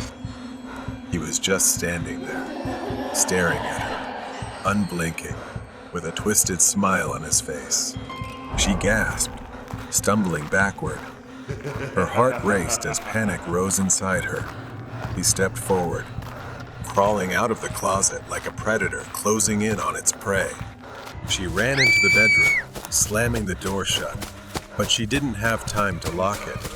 The door flew open, and Arthur was right there, his face wild. She dashed for the bathroom, her final place of refuge. She slammed the door just as Arthur reached the bedroom. Her hands fumbled with the lock. Rena pressed her back against the cold bathroom wall. Her breath came in sharp gasps as Arthur pounded on the door, trying to break through. The thin wooden door was all that separated her from the man who had been stalking her for weeks, his sick grin etched into her mind. Thankfully, she had brought her phone with her. She gripped it tightly, her fingers trembling as she spoke to the police. Her voice was barely a whisper, fear choking her words. Arthur slammed the door again, the wood splintering under the force. Rena knew it wouldn't hold much longer. Suddenly, the pounding stopped. She held her breath, pressing her ear to the door, straining to hear any sound. Was he gone? Had he given up? Arthur stood outside the bathroom door, his breathing ragged, his eyes wild with anticipation. His patience was wearing thin. His hand hovered over the doorknob before he stepped back. Glancing at Rena's bedroom, he knew she was cornered, with nowhere to go. Slowly, he reached into his pocket and pulled out a small, shiny knife. His fingers tightened around the handle, and his eyes narrowed. With a single powerful kick, the bathroom door splintered apart. The door burst open, and Arthur lunged inside, his eyes wide and feral. She backed up until she was almost against the wall. She screamed for him to stay away, but Arthur didn't stop. He lunged at her, grabbing her arm in a grip so tight it would leave bruises. Rena tried to pull away, but he was too strong. Pain shot down her spine as he twisted her wrist, pinning it to the wall. Her phone slipped from her hand, crashing to the floor. Arthur's face was now only a few centimeters from hers, whispering threats because she always ignored him in the hallway. Rena struggled, trying to break free, but he pulled her closer, tightening his grip. His knife slashed through the air, grazing her arm. She gasped as a sharp pain cut through her skin, blood trickling down. The sound of sirens tore through the night, growing louder as the police raced toward the apartment building. Flashing lights reflected off the windows, like a beacon of hope in the suffocating darkness. Inside, Rena's vision blurred with panic and pain. He shoved her against the wall again, laughing maniacally as he brought the knife closer to her throat. Her body screamed for escape. Her free hand groped blindly along the counter near the sink, desperately searching for anything she could use to defend herself. She grabbed a glass soap bottle and, without thinking, smashed it over Arthur's head. The glass shattered, and he staggered back, momentarily dazed. Arthur staggered. The knife slipped from his hand and fell to the floor. Rena did not wait. She rushed out the door, holding her throbbing arm that was bleeding from the cut he made. She ran out of the bathroom and into the living room, her mind screaming for escape. But Arthur wasn't far behind. Stunned, but enraged, he grabbed the knife again and charged toward her, blood streaming down his face from where the glass had struck him. The police burst through the front door of the apartment complex, racing up the stairs to the second floor. They knew they had to act quickly. Rena reached the living room, but her legs buckled beneath her, sending her crashing to the floor. She could feel Arthur's looming presence, approaching with the knife in hand. His eyes were now filled with rage, the twisted delight gone. He reached for her, grabbing her hair. Rena winced in pain, trying to get up, her body screaming for help. Arthur growled, his voice low and venomous. "There's nowhere left to run, girl." Just as he raised the knife again, the apartment door burst open with a loud crash. The police swarmed into the apartment, guns drawn. "Drop the weapon," one of them shouted, their voices slicing through the tension. Arthur hesitated, giving Rena the opening she needed. She kicked his leg hard, causing him to cry out in pain. She ran toward the police, gasping for breath, blood dripping from her arm, but the nightmare was finally over. Rena sat on the edge of the ambulance, her mind still reeling, her body in shock. She watched as the police loaded Arthur into the back of their car. The flashing lights of the police car faded into the night as they drove away. Haunting on the midnight train, the town lay deep in the mountains, with old houses scattered about and streets filled with whispers of long-forgotten stories. One of those mysterious tales was about the midnight train. For many years, no one dared to board the train, but I was not like them. I was the kind of person who believed that fear was for those not seeking answers. On that cold winter night, I decided it was time to confront the truth myself. I arrived at the train station just before midnight. The platform was empty, the old wooden benches creaking under the weight of the cold wind. Flickering lights cast strange shadows. The ticket counter was manned by an elderly station master, his eyes glancing at me with a mix of concern and pity. "Are you sure about this, son?" I nodded, smiling confidently at him. "It's just a train ride. I'll be back." The station master sighed and handed me the ticket. I caught a glimpse of him muttering a small prayer as I walked toward the platform. The slow minutes dragged on as I waited. The air felt heavier than usual, as if the town was holding its breath.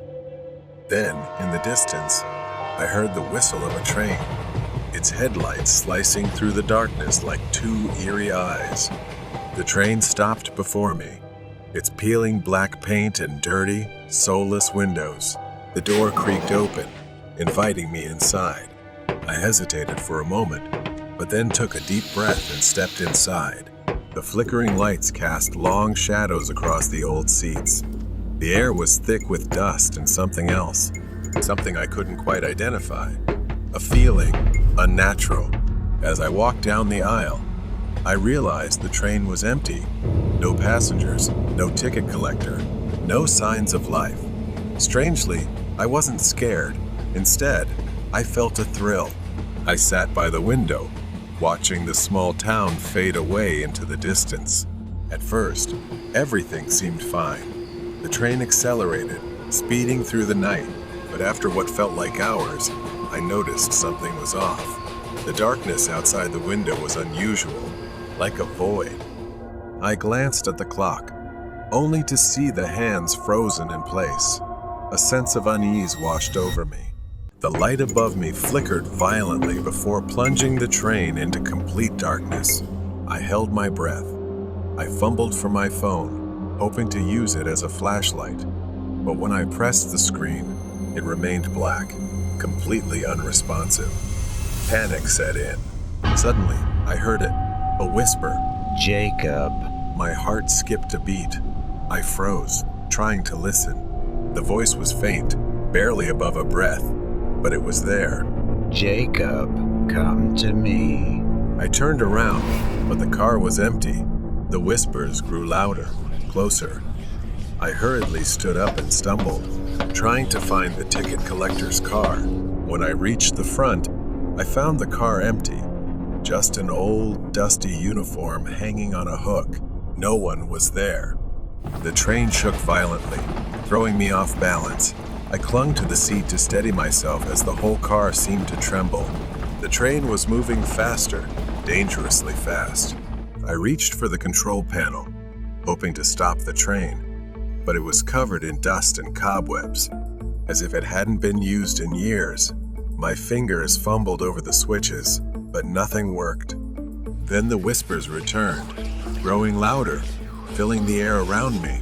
"You can't escape, Jacob." My blood ran cold. Those words seeped into my ears, chilling me to the bone. I turned to leave, but something held my feet in place. I looked down and saw an old pair of shoes still attached to a ghostly figure. It was pale, translucent, its face twisted in pain. Its hollow eyes stared at me. Then, more appeared. Ghostly figures emerged from the darkness, their bodies flickering like dying candles. They reached out to me, their cold, damp hands, their voices filled with sorrow. Help us. Save us. I tried to back away, but the shadowy figures closed in on me.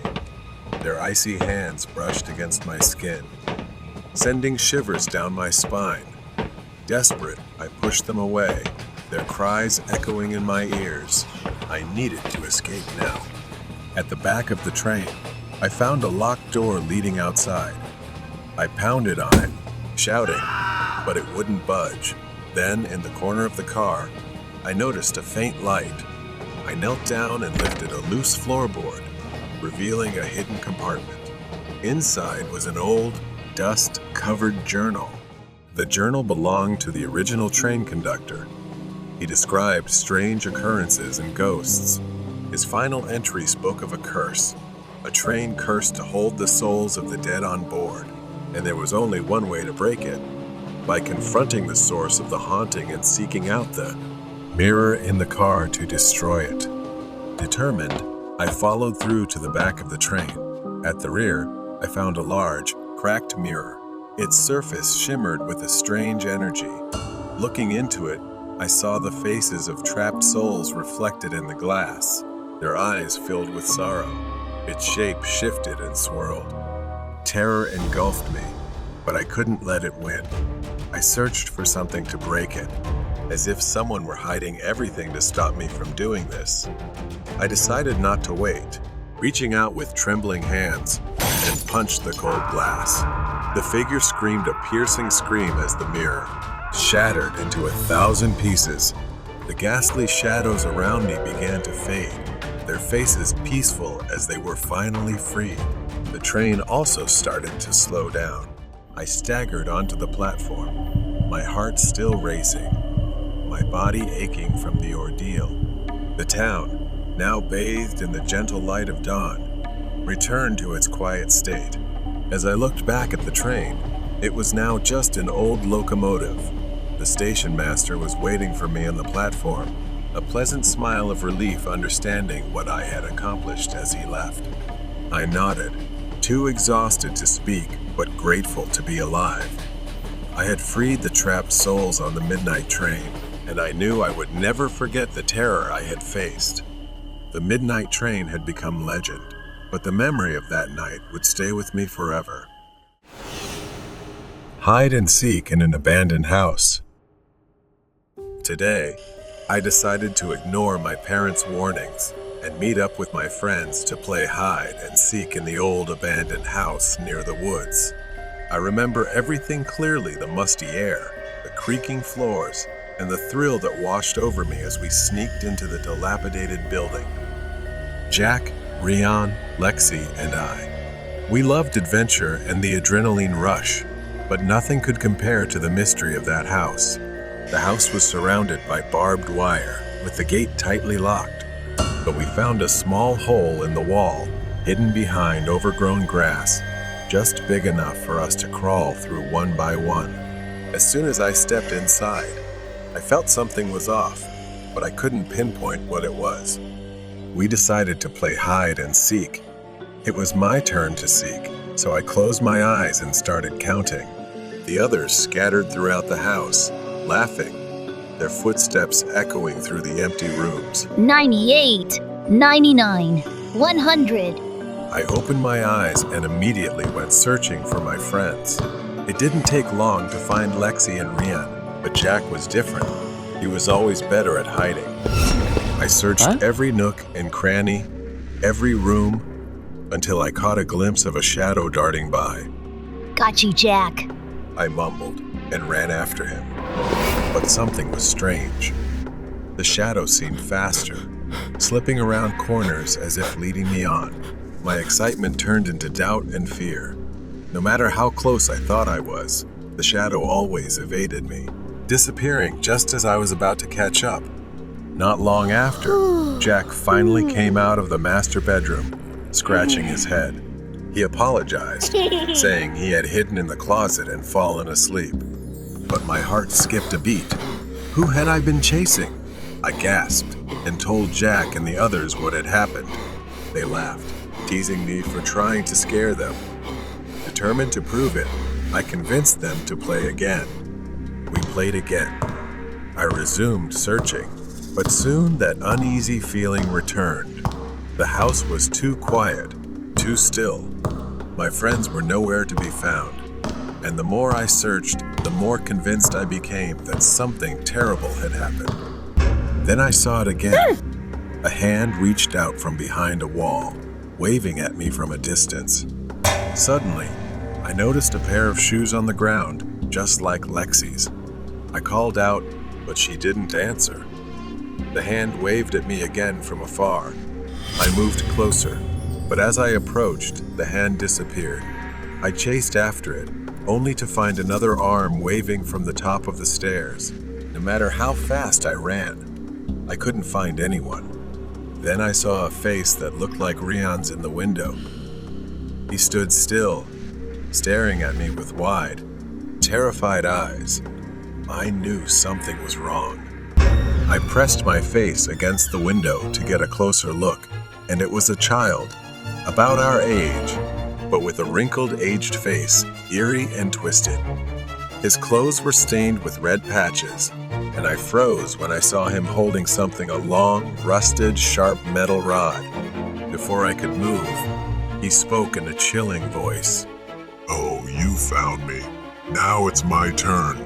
He grinned widely, then began counting. 1, 2, 3. Panic surged through me. I didn't take the steps one by one. I bolted down the stairs as fast as I could. His laughter echoed behind me. I remembered the secret closet Jack had hidden in earlier. In desperation, I dove inside, pulling the door shut and holding my breath as I listened. I didn't dare make a sound. I squeezed my eyes shut, praying he would leave. I must have passed out from lack of oxygen. When I woke up, I was in the hospital. It turned out my parents and the police had been searching for us all night, and my friends had managed to escape to alert them. Later, we found out that he was the escaped mental patient the police had been searching for. Because he was as short as a child, he had crawled through the hole in the back wall and turned the abandoned house into his temporary hideout. His favorite thing to do was play hide and seek with children, and then harm them in various ways. The most terrifying part, the police still haven't caught him.